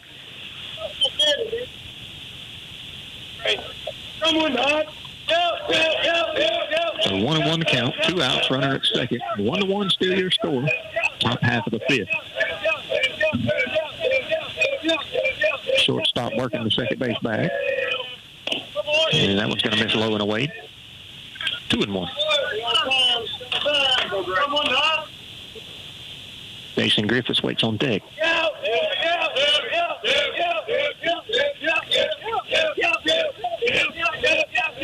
Big hole in the 5-6 hole as the shortstop is running behind the bag, and they're going to try to pick off. Sykes, nothing doing. Not a bad-looking pickoff move, though. It wasn't. And I was wondering, I knew he kept staying there. He wasn't really going back towards short, so I thought something was up. Heads up play by Sykes to also see the same.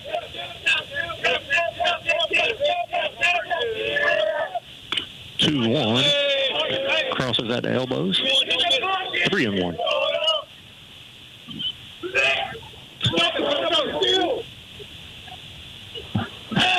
That dugout very animated tonight. Not sure what that was.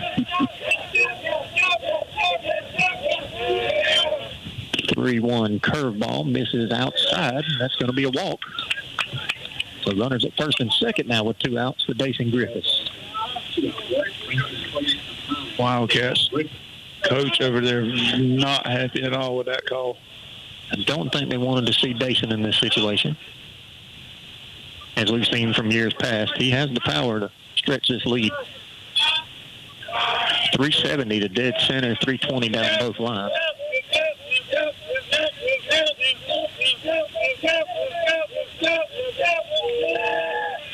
First pitch bounces off the catcher's gear, and both runners are going to move up. We're going to have 2 in scoring position now. Good block by the catcher, though, because if that gets behind him, that would have helped us out. It looked like it hit him in the face mask, but I'm not sure. So now Sykes is on third, and Grayson Hall is on second. 1 ball, no strikes here to Dason. That ball low and inside. So 2-0 to Dason now. Well, they caught him on the top of the right foot, back foot. So 2-0 count here.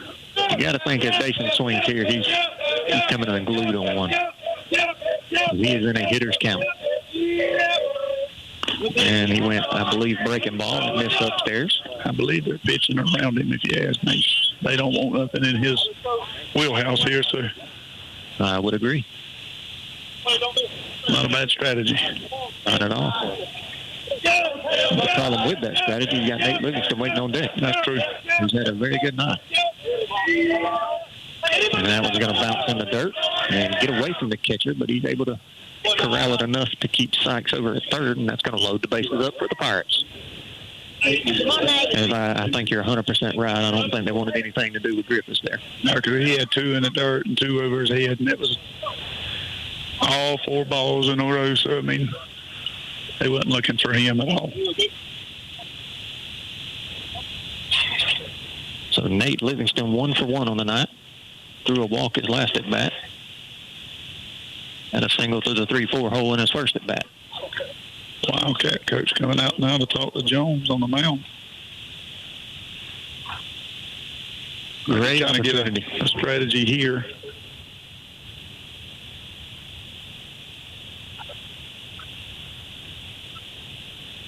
But yeah, great opportunity for the Pirates with maybe their biggest threat of the night.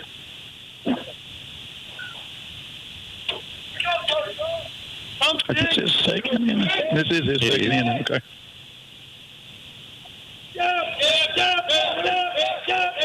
So bases full of Pirates in a 1-1 ball game. 2 outs. Nate Livingston in the box, and the first pitch to him is a knee-high fastball called for a strike. Let's hope Coach Griffiths don't try to do what they did a while ago with bases loaded. I don't think you'll see that out of Coach Zyer.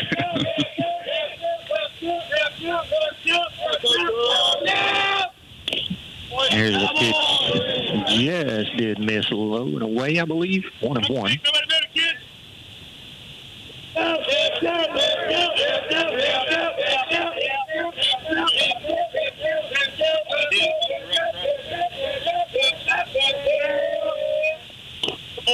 Curveball misses outside. 2-1, and there's nowhere to put him. Hey, all you. Take better. And Nate has a knack for being in these big spots, coming up with big hits or big walks. And that was way outside, 3-1. Yeah, ball not close. The fastball not even close. Catcher had to jump over to the right side of Nate just to catch it.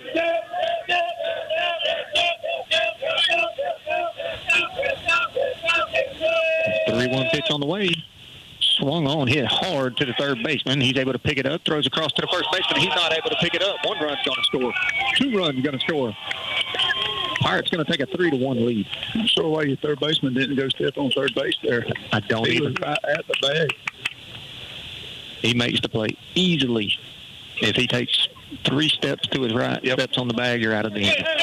Because Grayson Hall wasn't even, I don't think Grayson was halfway when he fielded the ball. He wasn't. But to our advantage, we scored 2 runs on that hit. Nate comes in, going to get his catcher's equipment on with 2 outs. Isaac Edenfield goes back to first base. He's going to be the pinch runner. And that leaves Isaac on first and Dason Griffiths on third with Nate Nance hitting. Nate with some good swings here tonight, too. And that just goes to show you get base runners on base, even with 2 outs. Anything can happen in baseball. And make contact. And put the ball in play. That's right. And that's exactly what happened in this situation, and the Pirates extend the lead 3-1.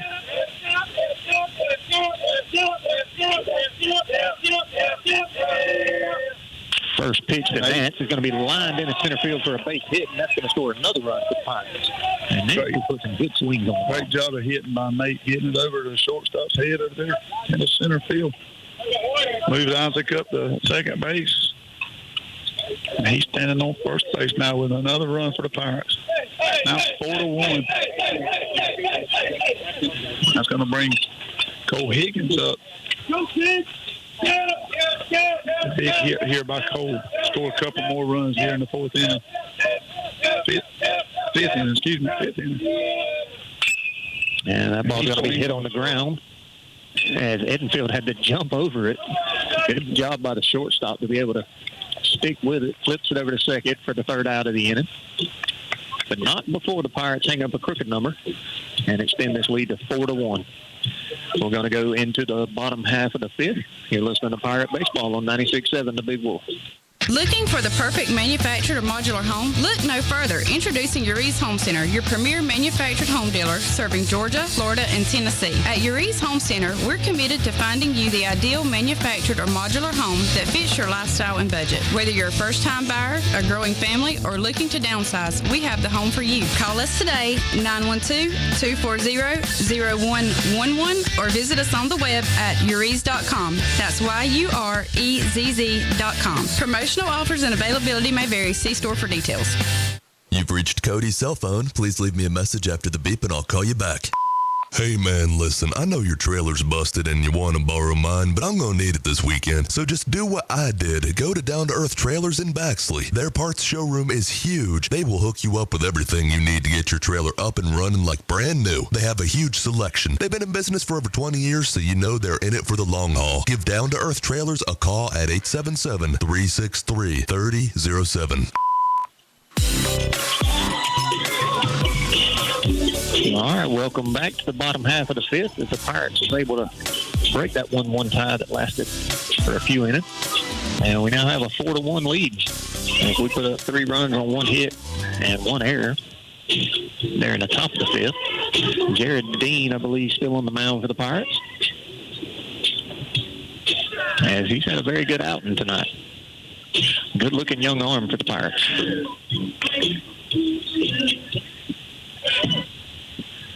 Looks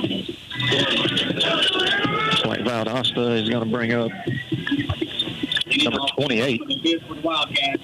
Number 20, Eric Spencer. 20, excuse me. That'll be Eric Spencer, right fielder. Spencer 0 for 1 on the night. Grounded out to the pitcher. He's the one that had the little cue shot off the end of the bat. First pitch fastball right down the heart of things, 0-1.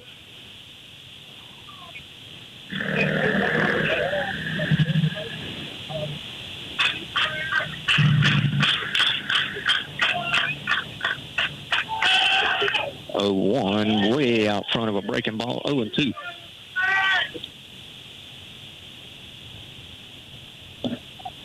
I think you got him in your back pocket now. You showed him a fastball, then a breaking ball. And he wasn't prepared for the fastball, so I'd go right back. And man, what a pitch.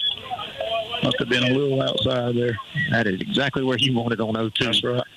And he didn't get the call. And that doesn't change how good of a pitch that was.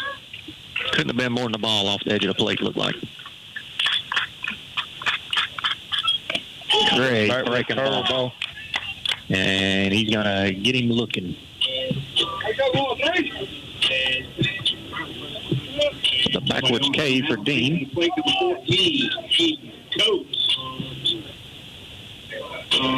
He's only threw 21 pitches is what I got him at. So number 14, Coach, the center fielder, who's made some great plays, hits one over to Dacian at third. He throws across, and he's going to short hop Higgins, and it's going to get past Higgins and hit the fence. And Coach is going to move up to second. I'm going to throw an error by Dacian.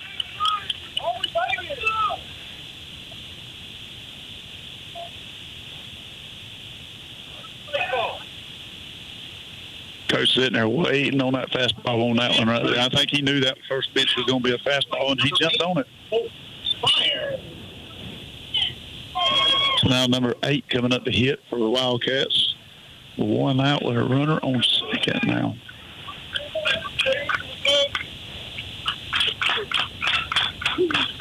Jared's working pretty quick here, so this is his first pitch to him. Fastball right down the middle. He swung and missed.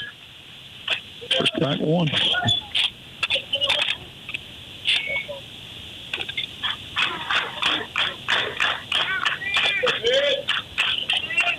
So runner still out at second.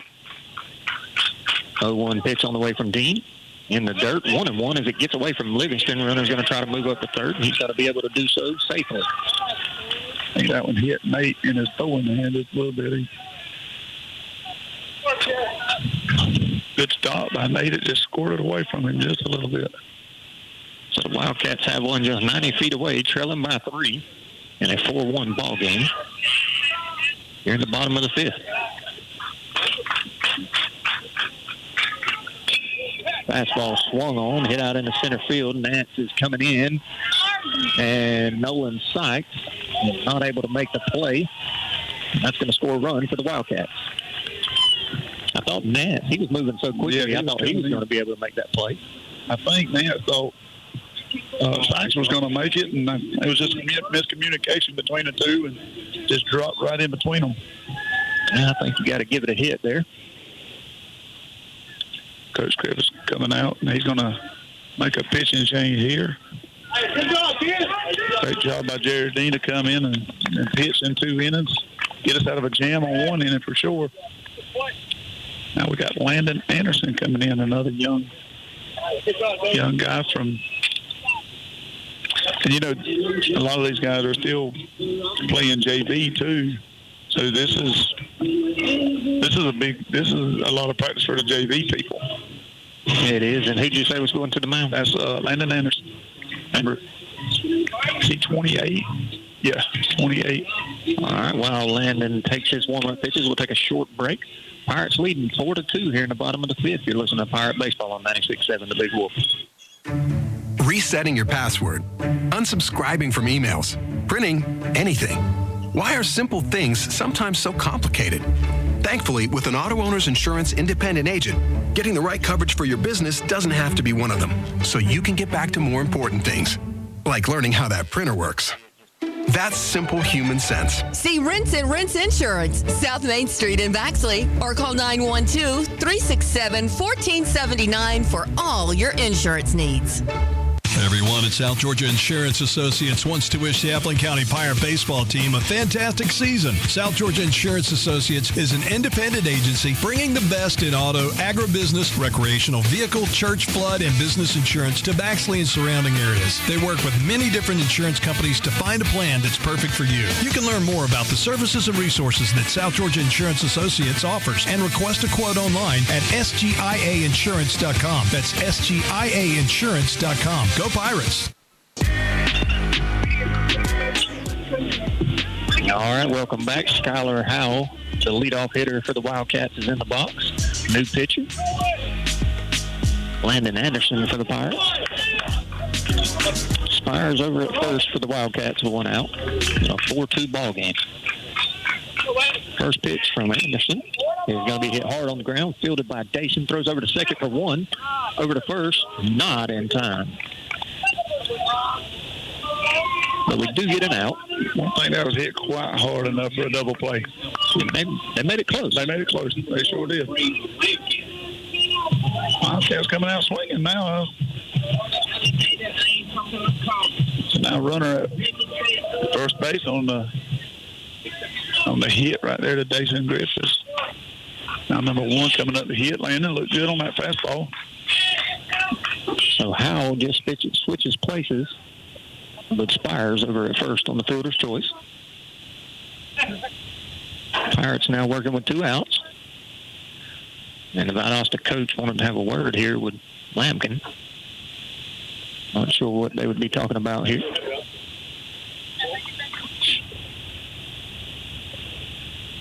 He told him if you ever hit a home run, hit one now. Yeah. You wouldn't think with 2 outs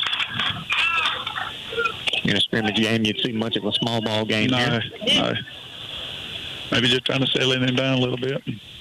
As the first pitch is a called strike from Anderson. No.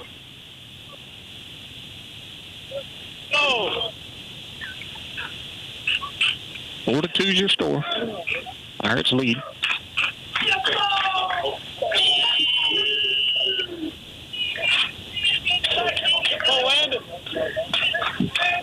Valdosta with a runner at first. They are down to their final out in the inning. Runner goes to second. Throw by Nate was in time, but Sykes was not able to hold on to the ball. I believe he would have been out there. I believe he would have too. Good job by Nate to come up and throw that ball. It was a short hop.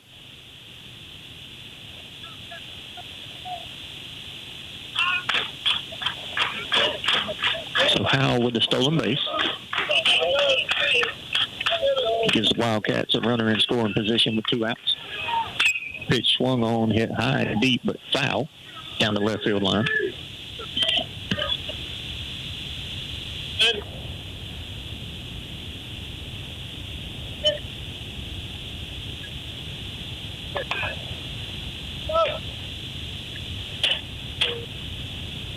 And then come and set now. A little bit high on that pitch. Gonna bring it even with 2-2. 2 balls, 2 strikes, 2 outs.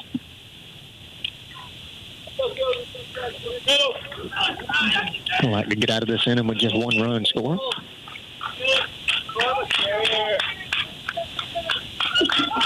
And the 2-2 pitch is on the way. And this is low. 3-2.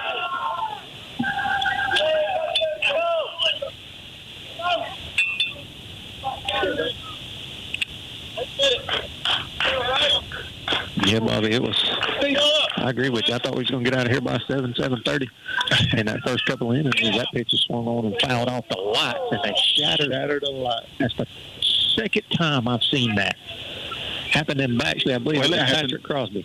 It happened twice with Patrick last year. As a matter of one time was in Pierce County, and then one time in Appleton County. As it hit the light, shattered the glass. I believe we were playing Jeff Davis when it happened. Yep. And the light stayed on. That's all that mattered.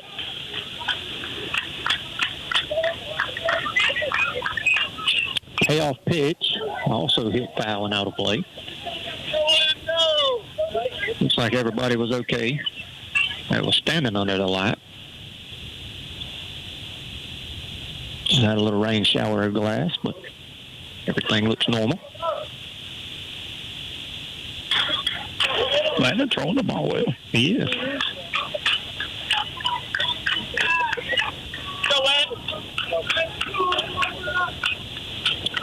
Three balls, 2 strikes, 2 outs. Pitch on the way. Ground ball foul down the third base line.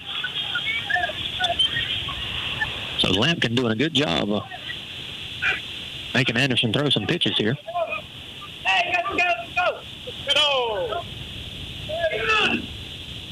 But the Wildcats trailing by 2. They do have a runner out at second.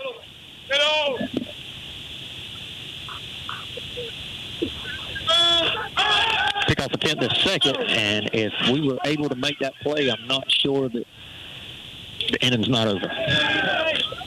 As it was a great move. I'm not sure what happened there. It did go out in the center field, but Nate backing them up. That's a good job on Nate getting there to that ball. Well, Grayson was running towards the bag, and of course he has to feel it while he's still moving, and it was thrown a little bit behind him, and I'm not sure he was able to get it.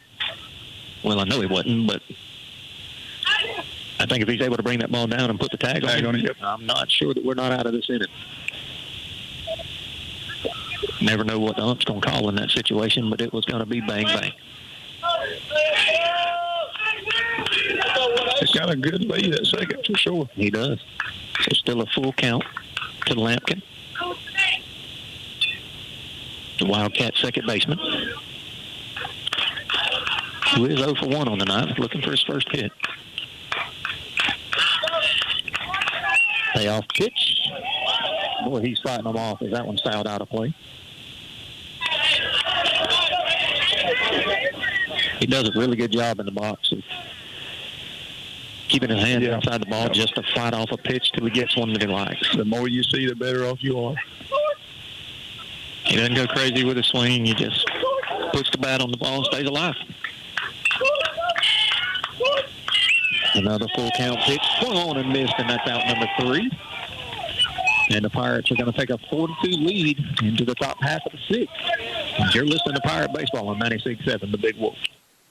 Are you looking for compassionate primary care for you and your family? Someone who can be there for you 7 days a week as needed? Well, look no further than Healthy Community Center in Baxley, where Cheryl Cox and Nicole Lee, family nurse practitioners, provide primary care to patients in Baxley and surrounding areas. If you're looking for a change or for someone who will be there for you when you need them, not just when it's convenient, give us a call at 912-705-2273 and let us take care of you.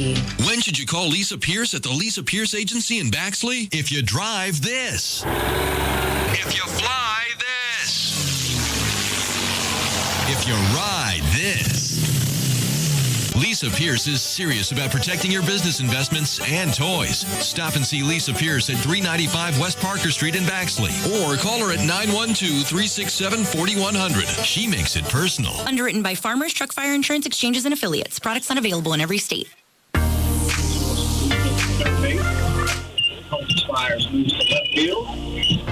All right, welcome back. Going into the top half of the 6th. Pirates working with a 2-run lead in a 4-2 ball game. As you mentioned, I think we got a new arm on the mound. Coach, the center fielder, who's made 2 outstanding catches, one really good catch out in center. Their announcer just said he was a sophomore, too.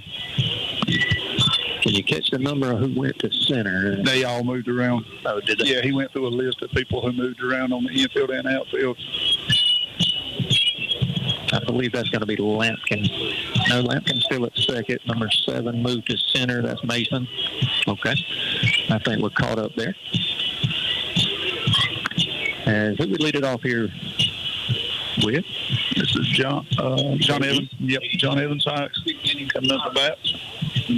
And looks like we're going to have a pinch hitter on deck, Dewey Bray Brown. Yes, he's going to be pinch hitting for Jack Carter.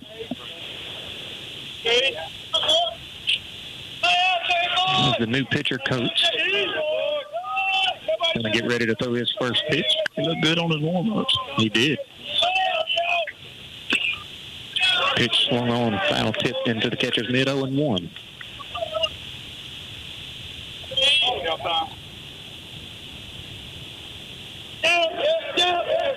Got a bit of an odd delivery. Yeah. As that one hit off the hands and foul out of play down the right side. And when I say odd delivery, he's kind of got a short arm. Doesn't really reach real far back. Just kind of comes straight out of his glove and to the plate.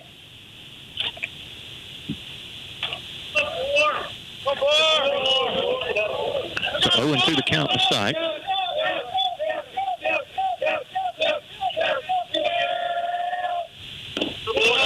Tried to get him to chase a breaking ball. He did not. 1-2.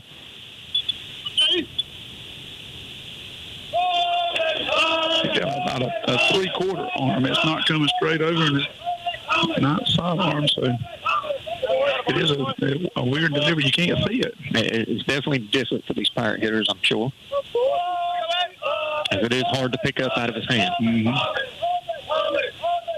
And I'm not even in the box, but I can see that from over here. As that has swung on and missed for out number 1. And the Sykes goes down swinging.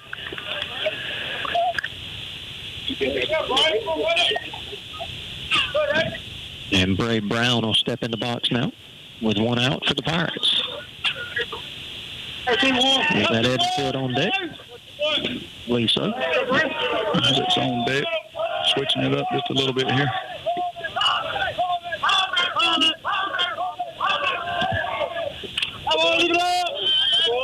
The first pitch to Brown.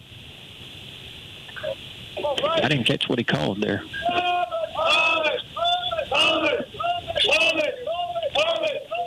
If you're just tuning in right now, it's 4-2 right here in the. That was a good hit by Bray Brown.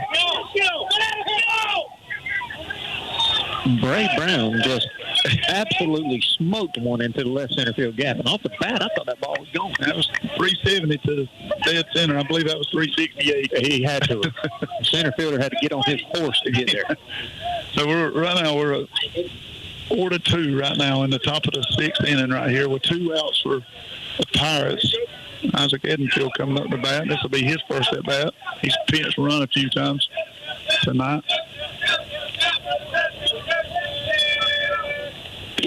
First pitch is right down the middle. He's going to take a strike. 0-1.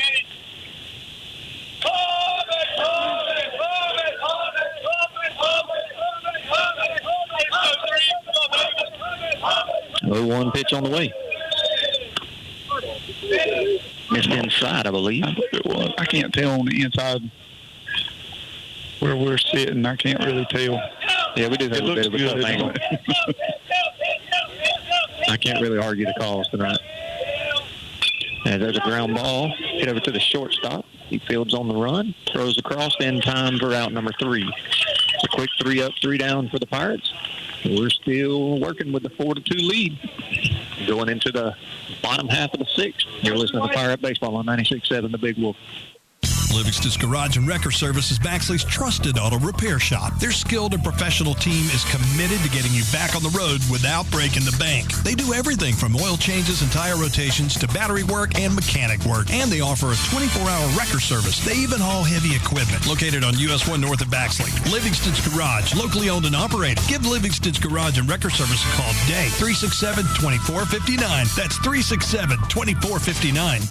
Nothing beats that ride home after winning the big game, especially if you're riding home in your new ride from Woody Folsom Chevrolet Buick GMC. Woody's highly trained team has been coached to get you the most car for your money and the most money for your car. Let us go to bat for you. Whether you're looking for the latest, greatest, top-of-the-line sports car or a safe, sensible SUV to take the kids to and from the game, you'll find your perfect ride when you talk to Woody. Together, let's drive to Woody Folsom Chevrolet Buick GMC and Baxley.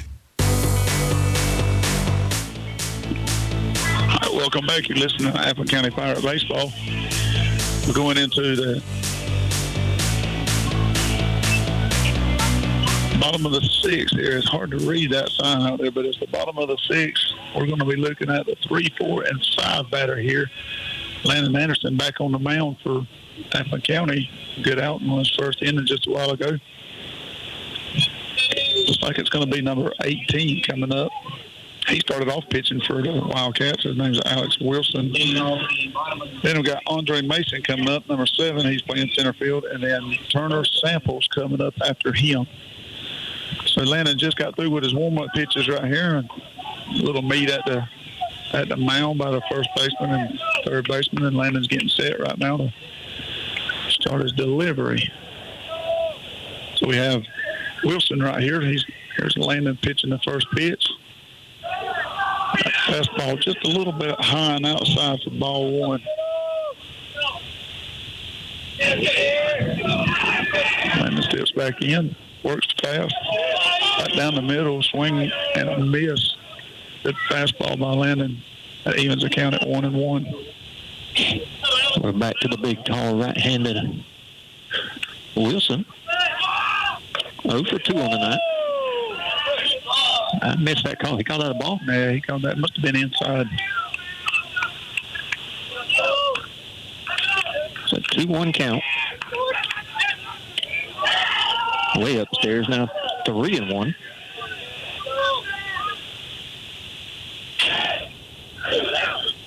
Four to 2 is your score, bottom of the 6th.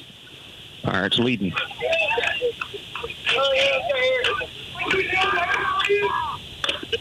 There's a pitch called for a strike. going to run things full 3 and 2.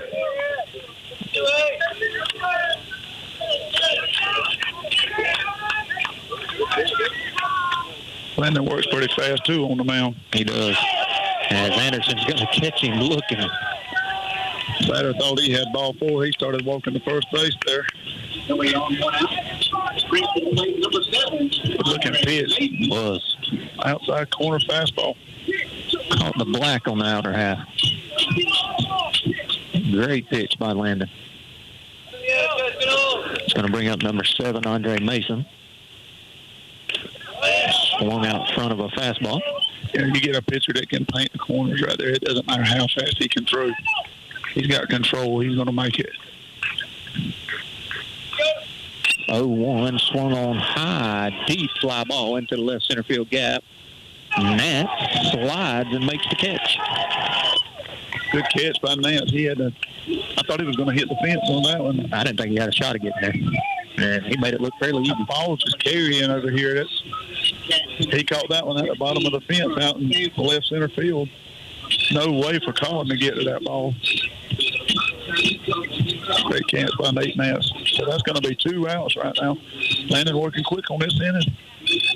Seen some great play by these center fielders tonight for Valdosta and your Pirates. That's going to bring number 16, Samples. I have no idea where that missed at. I can't say inside or outside because I thought it was right down the middle. Nate never moved his glove, but it was a called ball, and that pitch is going to hit him. We do know where that one went. That's going to give the Wildcats a 2-out base runner. We'll bring the tying run to the plate. And a 4-2 ball game. Getting late in this one, though. Bottom of the 6th. He's going to walk out to the mound. He might try to calm him down just a little bit. That's the first hit batter of the game. That's going to bring up Dinkins to the plate. Doesn't have an official at bat on the night as he walked both plate appearances.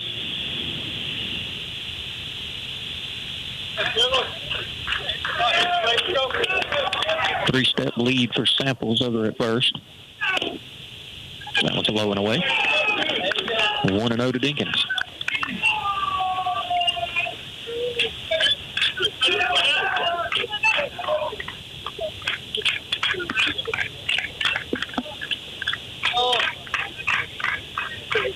Landon out of the stretch. Gets a fastball by him as he swings and comes up empty. 1-1. Landon took a little bit off of that fastball. Coach Griffith's going to now come out and talk to him for just a minute. He might have noticed him taking something off of that. Yeah, I don't. Could be what it is. I didn't see anything in his movement or motion.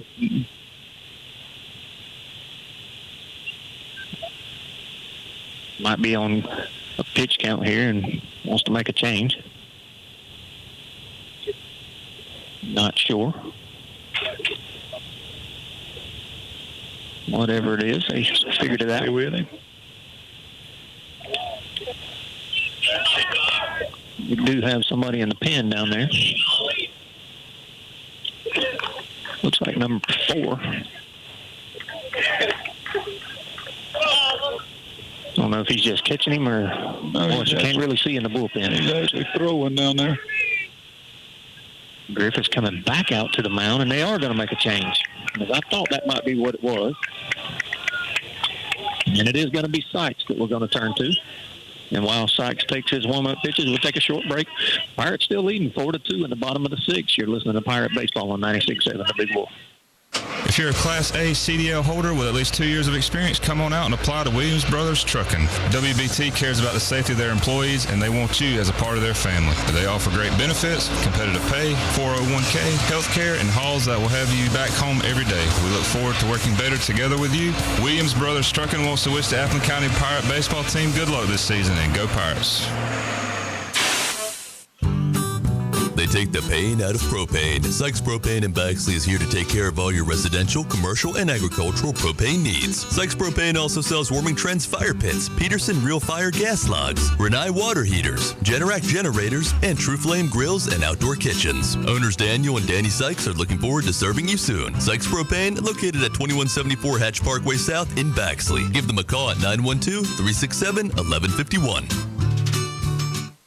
There are many ways to establish a working relationship with your bank. Let us help you find the perfect relationship here at Community Bank of Georgia. Our knowledgeable staff is committed to forming a relationship with each customer to provide a sense of unity to obtain the highest level of customer service. Whether you are opening a checking account for your children or opening your first business, experience relationship banking the way it used to be here at Community Bank of Georgia. Come see me, Perry White, or any of our courteous staff at Community Bank of Georgia at 700 West Parker Street in Baxley. Member FDIC and an equal housing lender.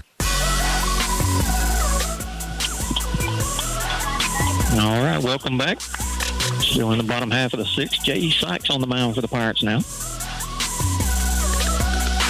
As he's come in with a 1-1 count to Dinkins. And he misses upstairs, makes it 2-1. Runner still over at first for the Wildcats with 2 outs.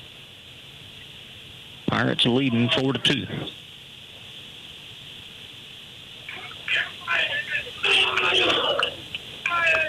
That one's going to bounce in the dirt and makes it 3-1.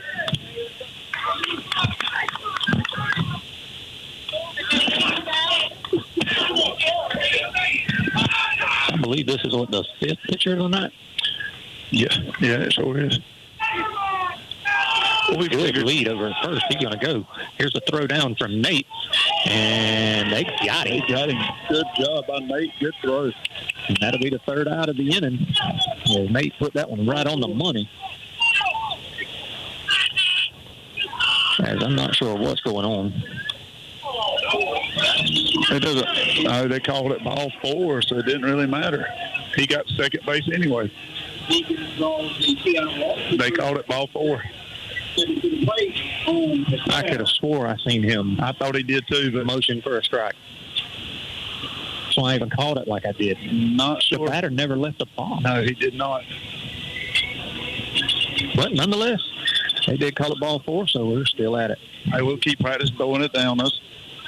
Good throw by Nate, though, to get that. Would have got the runner. The hitter didn't think it was a ball. But the umpire did, and that's what matters.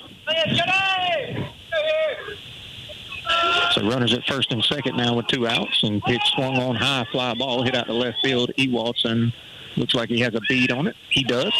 And that is the 3rd out of the inning. So no damage done. Pirates still with a 4-2 lead. Going to go to the top half of the 7th. You're listening to Pirate Baseball on 96.7 The Big Wolf.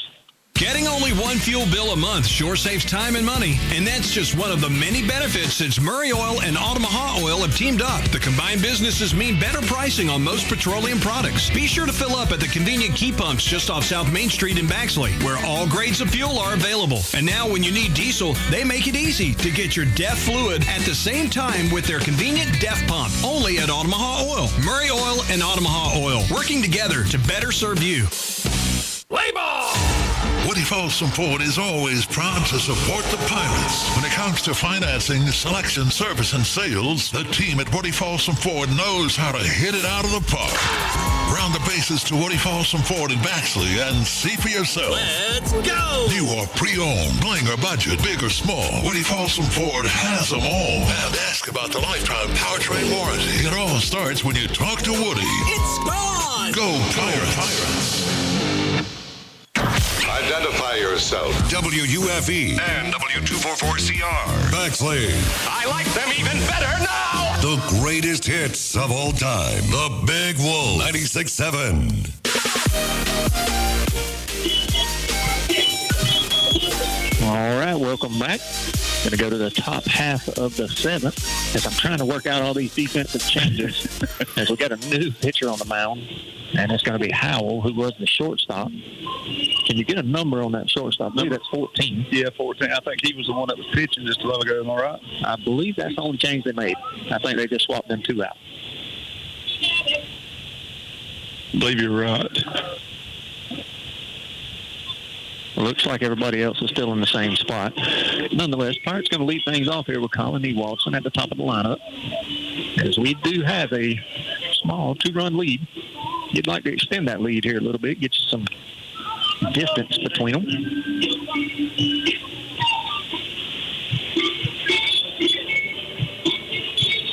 As the Wildcats, being the home team, do have the hammer in the bottom of the 7th. And, you know, Bobby, to be the first game of the year, it's been a pretty solid baseball game all the way around. It has been good defense, good pitching, you know, solid bats. Sometimes you expect to see a lot of errors and, you know, mistakes. There haven't been a whole lot of that. You know, we were deep last year in pitching, but, I mean, this year we look like we're going to be a lot deeper in pitching. I would agree with that statement, especially when you get some of these injuries back. That's right.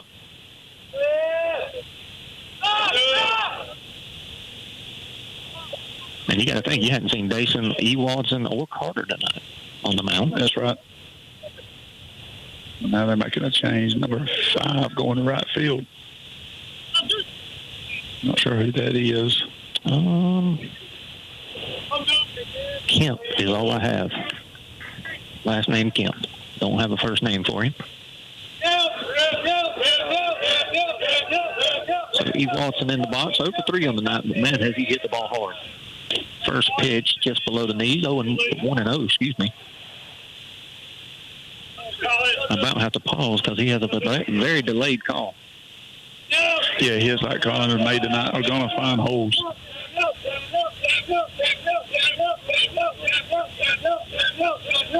Howell delivers the 1-0. E. Watson hits a hard ground ball over to the first baseman, and it gets under his glove. And that'll be a leadoff base runner for the Pirates. And they actually scored that in error. Yes, they did. Not sure. It's one of those you could argue. Yeah, you could argue that. It was a hard hit ball, never touched his glove, but it did go under it. So.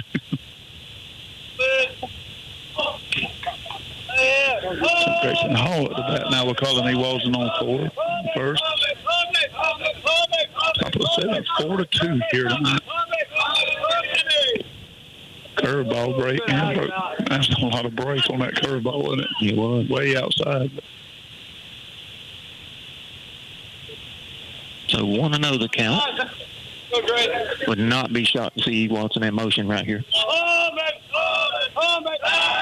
Pick off the 10th, and obviously Valdosta is thinking the same.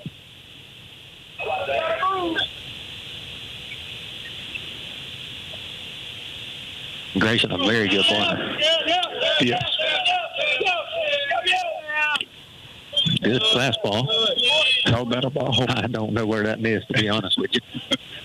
That's another one of those. I'm not sure their coaches are agreeing with none of them calls either, but I was fixing to call it 1-1, but 2-0 nonetheless. We'll take it.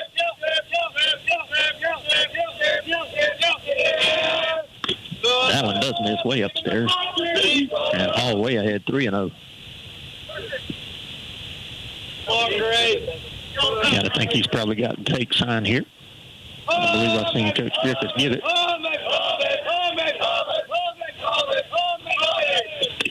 He did. It was right down the middle, 3-1. Seems like every time you get a take, then you get a strike, don't you? That's usually how it goes.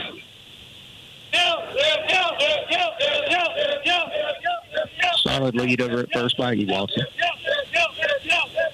Stayed put so far. That pitch swung on, hit high and deep into the right center field gap. It's going to be a tough play for anybody. Right fielder can't make the play. It gets down. E. Watson's coming around second. He had to kind of stay put to see if it was going to be caught. He scores easily, but runners will be at second, third for your Pirates with no outs. Good hit there by Grayson to get it in the gap over there. That's the exact same place that kid made that play a while ago. He did. I believe that's a different center fielder now. It is. Matter of fact, the center fielder is now at shortstop. And the right fielder made a good effort there. He did lay out for it, but he just was not able to come up with it. So Pirates in business. Infield is in for the Wildcats. We'll try to cut this run down if we try to keep it close. And with the base open, you got to wonder, do they pitch to Dason again here? They didn't want nothing to do with him last at bat.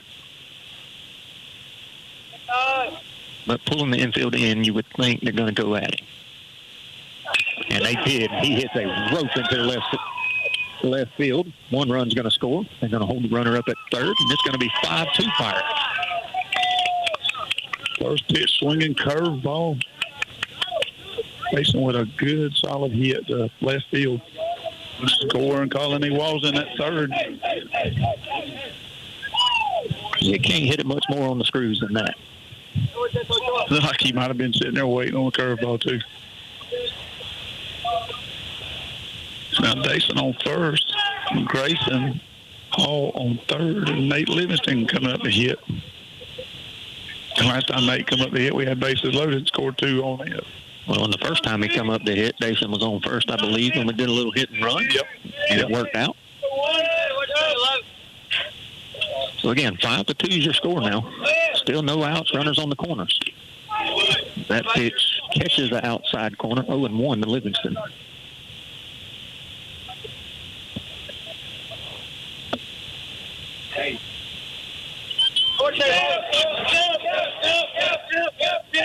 All right. Dugout getting up a little bit more now. Dason on the move to second. He's going to throw it down. Second baseman is going to come across and cut it off and give him the bag.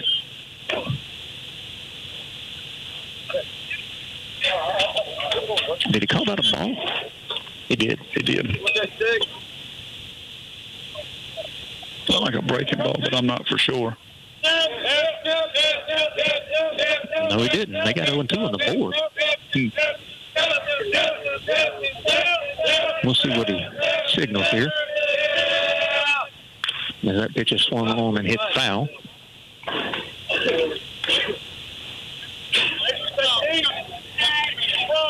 Straight back over to Valdosta fans.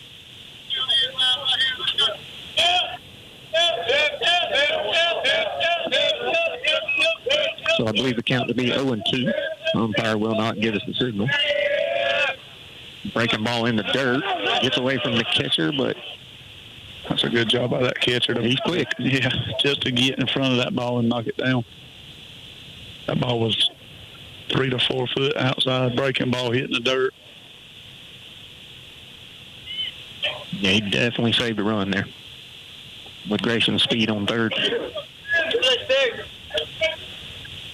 2 runners in scoring position. Pirates already have a 3-run lead. Nate Livingston trying to extend that.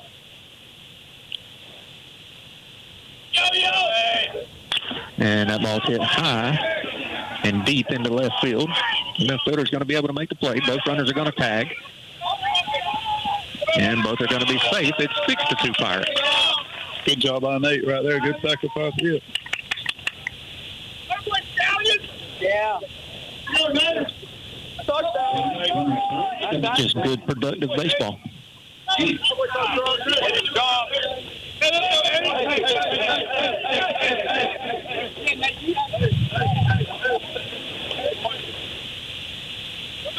Nate Nance coming up to hit now. Jason on third. With 1 out. Nance, another one that swung the bat very well tonight. There's a breaking ball called for a strike, 0-1. And Nance is 1 for 3 on the night. But he has not hit a ball that was not hit hard. And he does have a runner just 90 feet away in Dason Griffiths to extend this Pirate lead. Another good breaking ball called for a strike 2.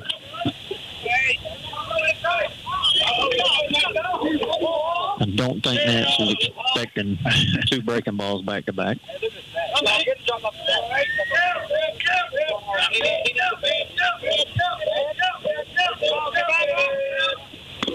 And he went right back to the breaking ball, got a swing and a miss, and that'll be out number 2.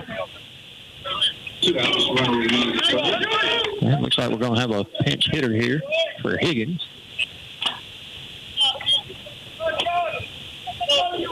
That's going to be Nate Carter, number 10. So Nate gets his first at bat of the night.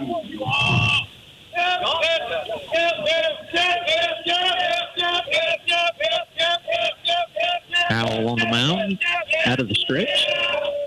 Delivers the first pitch. Nate starts to go, but he holds up 1-0. I'll be ready to hit here. Hey, what's that? J.E. Sykes waiting on deck.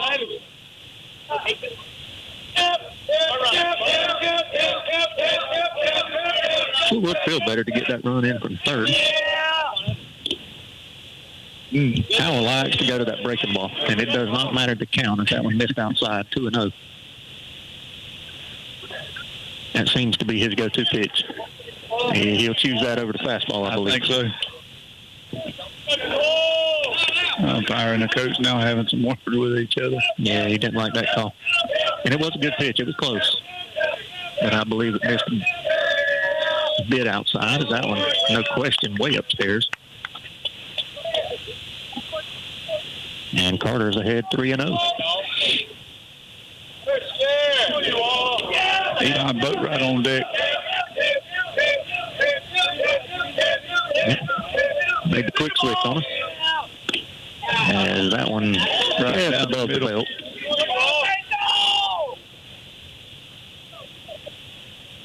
Three and one now. I think he'll come back here with a fastball again. Top of the 7th, 6-2 your score. Pirates leading the Wildcats. And I was wrong. Good breaking ball. It was a good breaking ball. Called for strike 2. As I'm telling you, it does not matter the count. He will go to it.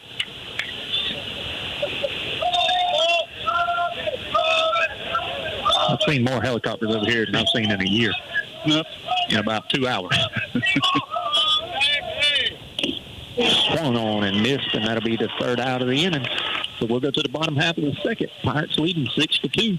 You're listening to Pirate Baseball on 96.7 The Big Wolf. Trinity Electrical Services is proud to provide the absolute best in industrial and commercial lighting. Folks from all around trust Trinity. They set the industry standard in industrial and commercial contracting work, including sports field lighting and airfield construction. Give owner Chad Hutchinson a call today. 912-366-7773. Again, that number, 912-366-7773. Trinity Electrical Services, located at 2317 Golden House West, Suite 4 in Baxley. Looking for the perfect manufactured or modular home? Look no further. Introducing Uri's Home Center, your premier manufactured home dealer serving Georgia, Florida, and Tennessee. At Uri's Home Center, we're committed to finding you the ideal manufactured or modular home that fits your lifestyle and budget. Whether you're a first-time buyer, a growing family, or looking to downsize, we have the home for you. Call us today, 912-240-0111, or visit us on the web at uris.com. That's YUREZZ.com. Promotional offers and availability may vary. See store for details.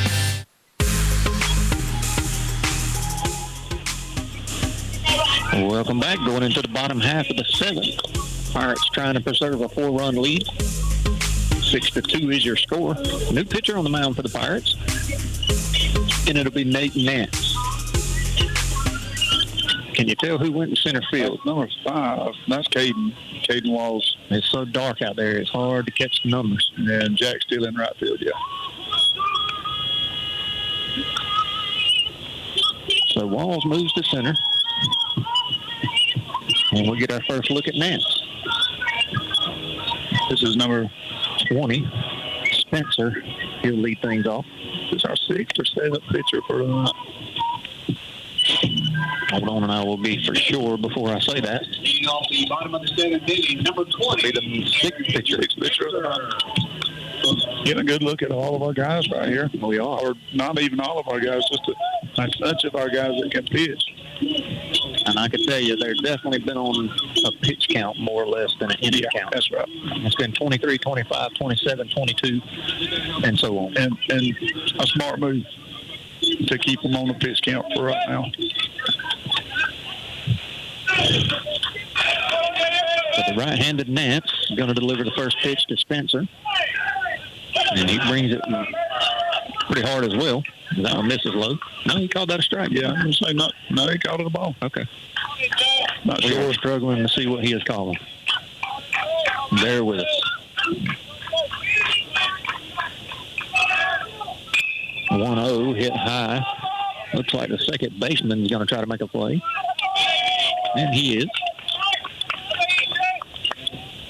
Is that Dean over at second now? No, that's Nolan Sykes. Nolan Sykes. Yep.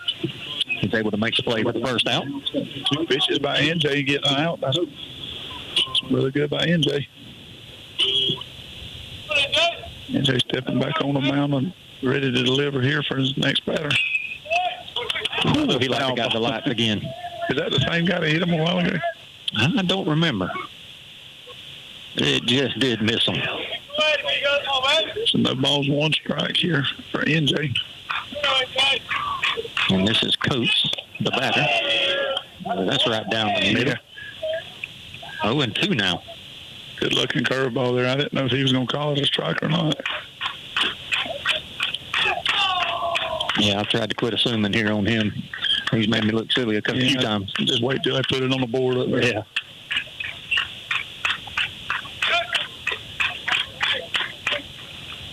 Batter calls time as Nance was right in the middle of his windup, and it was granted. 6-2 is your score, bottom of the 7th. Wildcats down to the last 2 outs. That one's way outside. Checking with the first base umpire to see if he swung, but he said no go. Yeah, I thought he was able to hold up as well. Went back to the fastball, ground ball hit over to Dason. He fields it on 2 hops, throws across, and short hops again the first baseman, and it gets by him. So Coates is going to reach second safely with 1 out.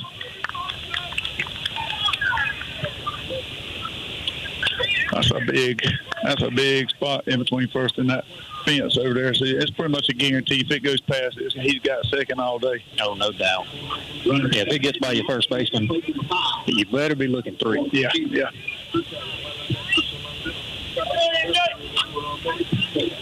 Good pitching by NJ, though. So number 5, Kemp, will be the batter now. This will be his first at bat of the night. Valdosta not wanting to go down without a fight.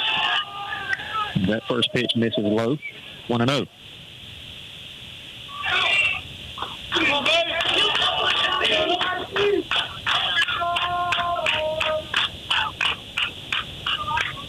The loudest Valdosta has been in their dugout all night.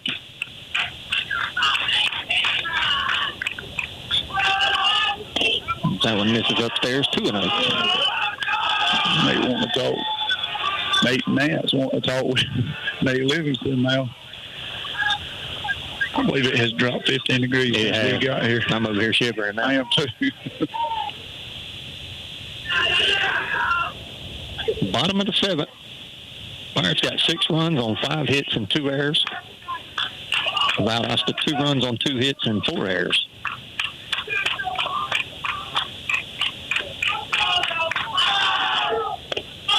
That one misses low, and that's going to make things 3-0 as that gets past Nash on the mound. As it was a little bit of a high throw. The runner's going to move up 90 feet to third.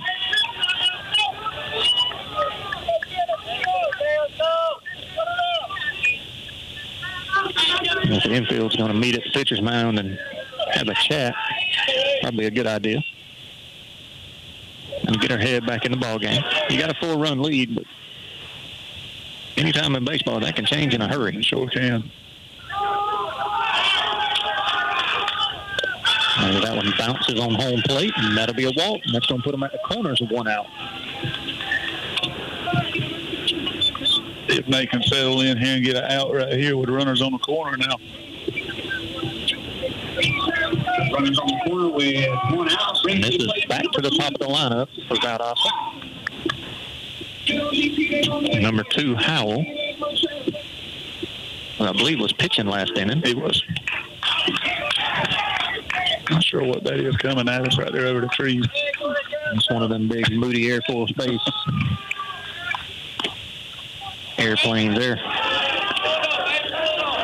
It holds off on that swing. It was a little high anyway, but unless he called it a ball.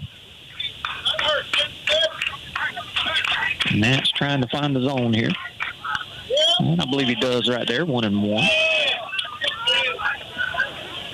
He signaled strike, but they put 2-0 on the... Yeah, that was a strike. I'm sticking with 1-1. I seen the signal that time.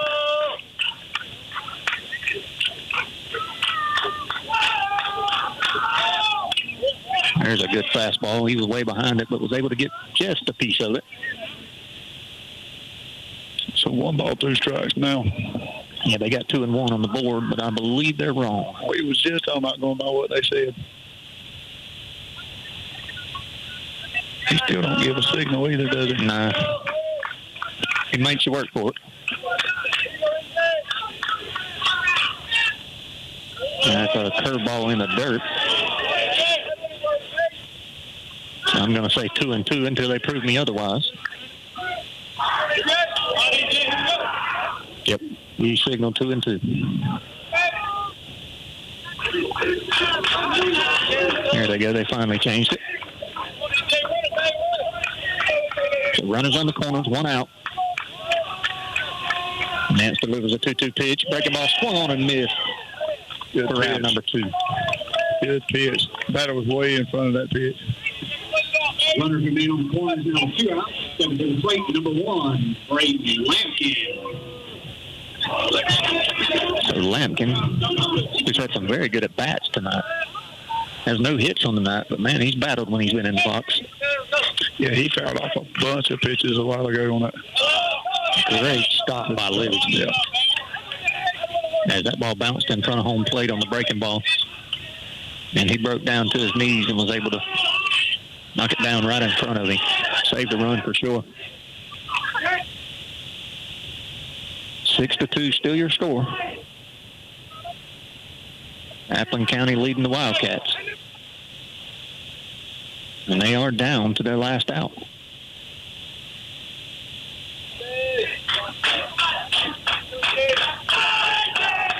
The 1-0 pitch. Low and in the dirt, 2-0. That's what Valdosta dugout has been all night. For sure. They definitely found a little bit of life in this last half inning.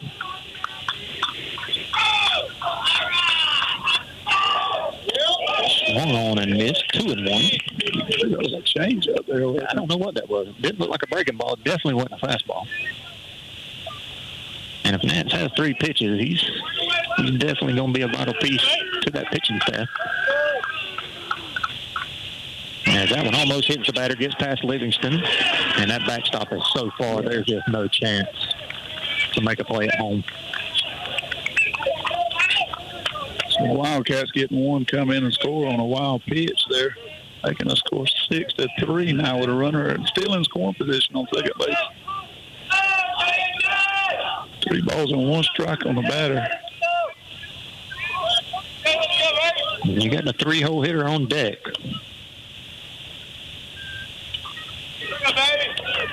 Nance gets ready to deliver a 3-1 pitch.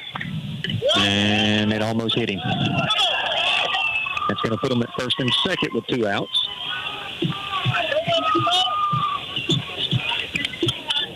Runner first and second, 2 outs. Stepping to the plate for the Cats, number 18, Alex Wilson. So Wilson 0 for 3 on the night. Struck out twice looking and flew out to the center fielder, but hit it deep. Does have a little bit of pop in the bat. First pitch also in the dirt. 1-0. As when Nance misses, that seems to be where it's at. Yeah. Just needs to correct the delivery right there.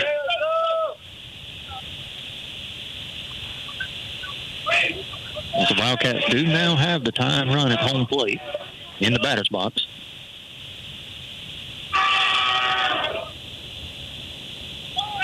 Pickoff attempt out at second, not in time.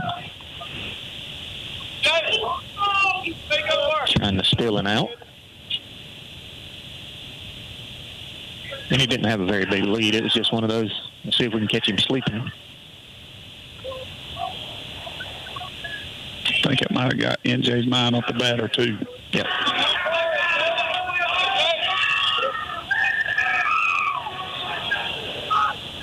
.10 on the way. Fastball hit hard and through the 3-4 hole for a base hit. Here comes the throw to home plate. Cut off by Edenfield. He's going to throw. It's going to get past Livingston. 1 run will score, and it's 6-4.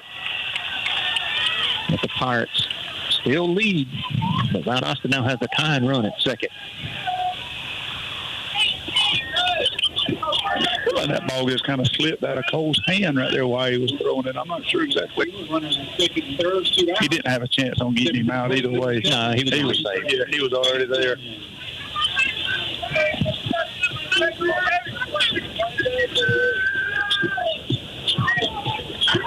And Jack made a good throw to the cutoff, but as you said, he was just, that runner had too much speed. Yeah. He was already around third base, I think, before it got to Jack.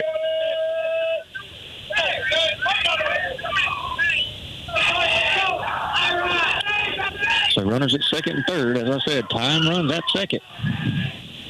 As Nance almost hits him. And that's Mason in the box, the cleanup hitter.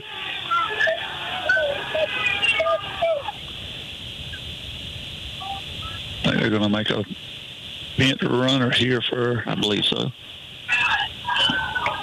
While they do that, our pitching coach is going to go out and talk to Nance for just a minute. Not a bad idea. Go ahead and settle him down and get this last out. Yeah, most definitely.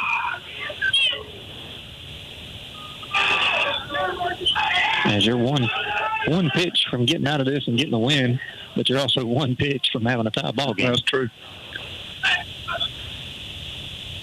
And as cold as I am, we do not need that. Let's not tie this thing up. My heater is calling. Start this thing off with a win and get out of here.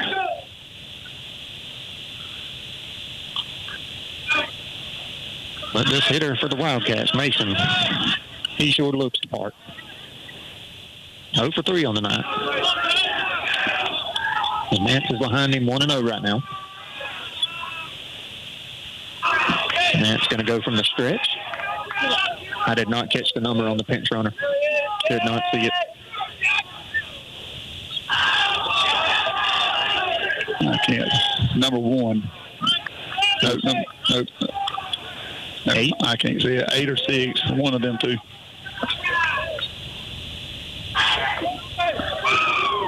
There's a fastball knee high. Called for a strike. 1-1 now. Nance is not lacking velocity.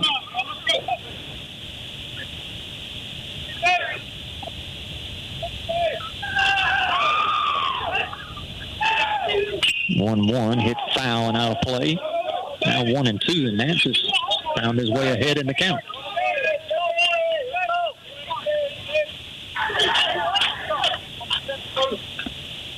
I think with a 2-run lead, your repertoire is pretty well open here to a breaking ball or a fastball. Yes.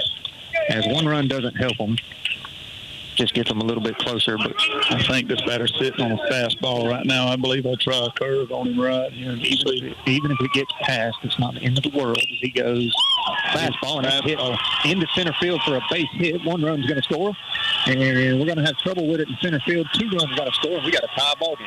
Tie ball game and a runner on second in scoring position.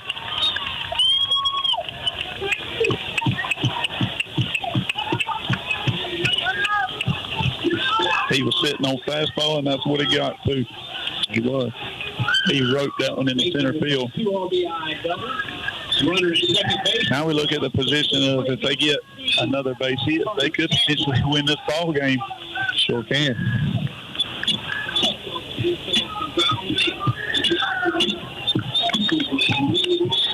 So Wildcats coming up and putting 4 on the board here in the bottom of the 7th with a runner on scoring position. Score now 6-6 with a runner on second. So number 16 in the box, If he's going to call time, that's twice he's done that, man. Yeah. He needs to just throw it instead of trying to. I hate that. You get a kid right in the middle of his wind-up, and you expect him to stop. Well, he should not grant that timeout. No, and I don't think Nance should stop his throw it. Yeah, don't risk hurting yourself. Don't risk hurting yourself. Just throw it. That first pitch is going to miss inside. 1-0 to Samples.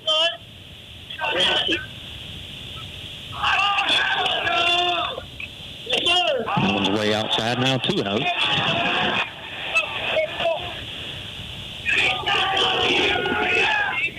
Grayson Hall going to go out and talk to Nate. Let's try to settle him down here just a little bit. Get this last out and come back and score.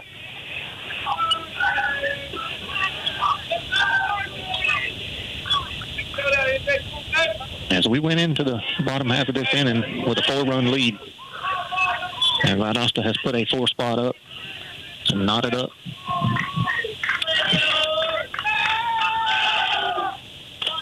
Upstairs, 3-0.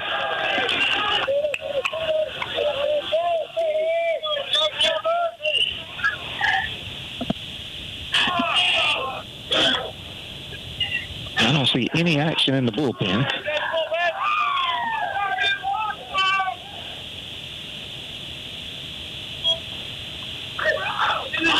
Count. Right down the middle. 3-1. And come back to the fastball.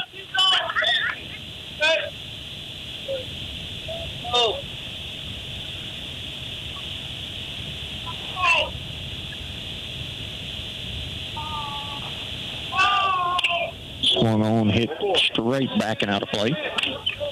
And that's going to run things full.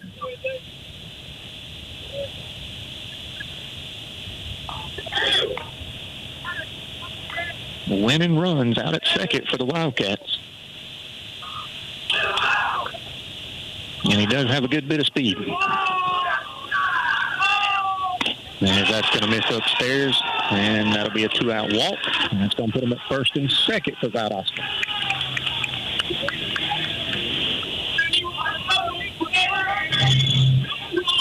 Livingston's going to come out and have a word with Nate.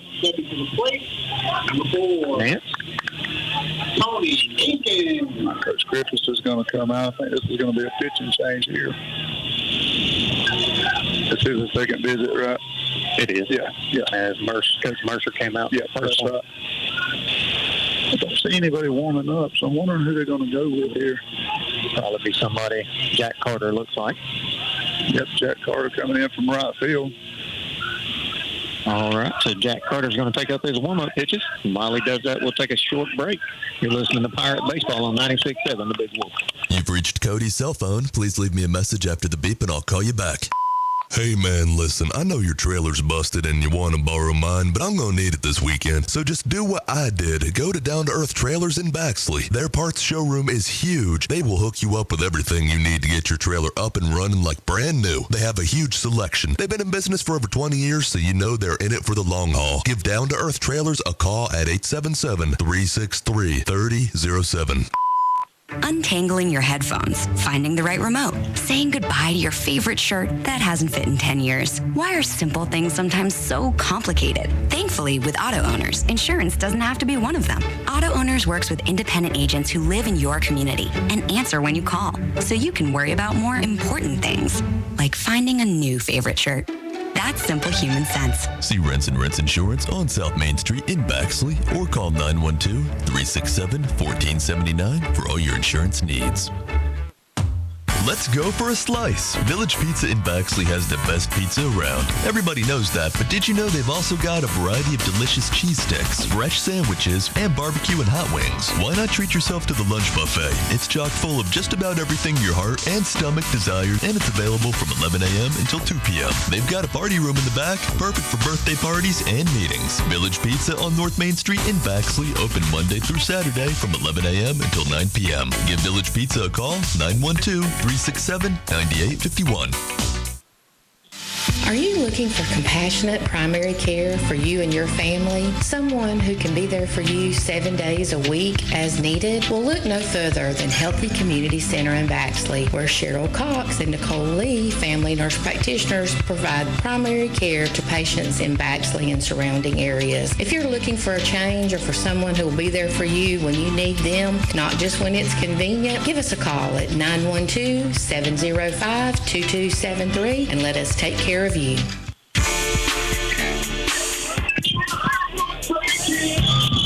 All right, welcome back. Bottom half of the seventh. Valdosta put up a 4-spot, tied this game up. Pirates make a pitching change. Going to go Jack Carter on the mound. I was watching him. Who went to right field? I believe that was Caden Walls. And Nance went back to center. Yep. I think they just slid Walls to right.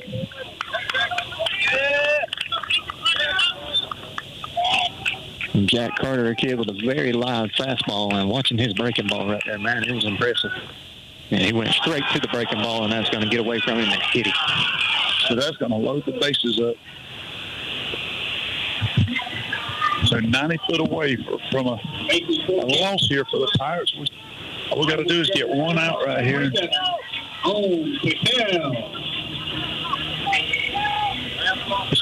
This kid's 0 for 3, right? He is. Okay. He hit one hard to center field, but we were able to make the play. And if I'm Carter here, with as hard as I throw, I don't know that I don't make that. I'm going to make them hit my fastball. Yep. Make them hit it. Then if you're the kid for Valdosta, you cover that plate. And I got a feeling that's what his coach just told him. Take one for the team if you have to. Let's see where he stands at. And he's actually not either. There's a few at-bats I've seen with this guy. He did struggle with a couple of fastballs, so as that one almost got away from Livingston, but he was able to corral it, and it's 1-0.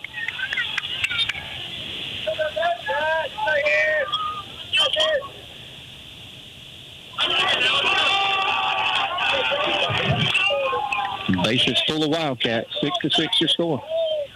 As that's a knee high down the middle, or not. Oh, that a ball. Holy cow. Not sure where that missed at all. He had to have caught it outside. I'm just going to go to the next pitch.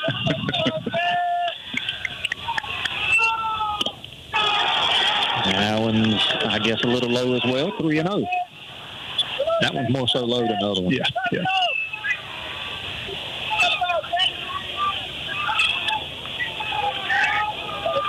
3 balls, no strikes. Base was loaded. Tie ball game here on the bottom of the 7th. Jack's got to throw a strike here. 3-0 on the way. And he does get the strike call. Scared me there for a minute. You definitely don't want to go down the first and show the umpire up. As he started to. And that's how most umpires see it. Yeah. So 3 balls, 1 strike now. Need another strike here. That one's right down the middle. Down the middle, 3-2. So he worked it back to a full count. And I think I just challenged him right here. Yep. I'm sticking with fastball. Man on man. You can hit it. You can't. Tip your hat if he does hit it.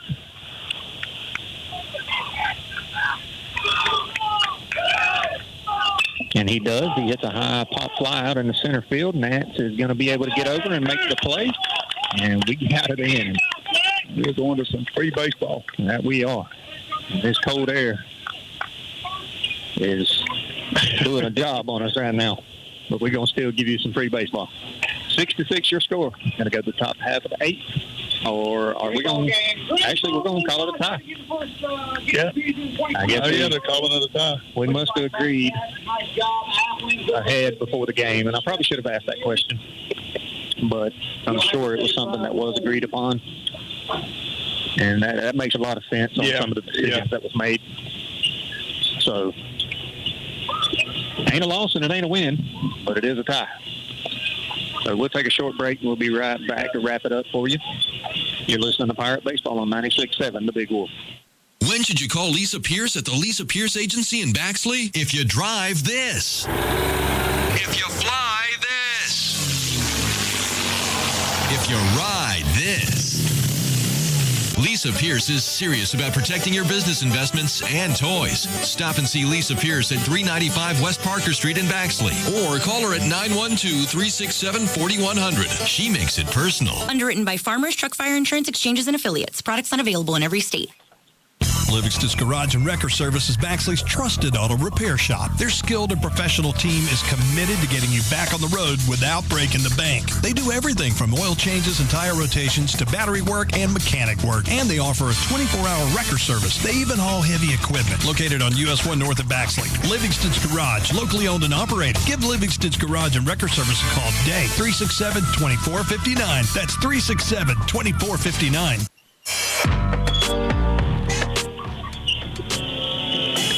All right, welcome back, Pirate fans and baseball fans in general. 6-6 was your final score here, as the Pirates are going to end up with a tie against the Valdosta Wildcats. We went into the bottom half of that seventh with a 6-2 lead, Bobby, and Valdosta come back with a fight and was able to put up a 4-spot, tie it up, and get back in the ballgame. Right. Brought it back. I mean, they showed life in the late innings. That they did.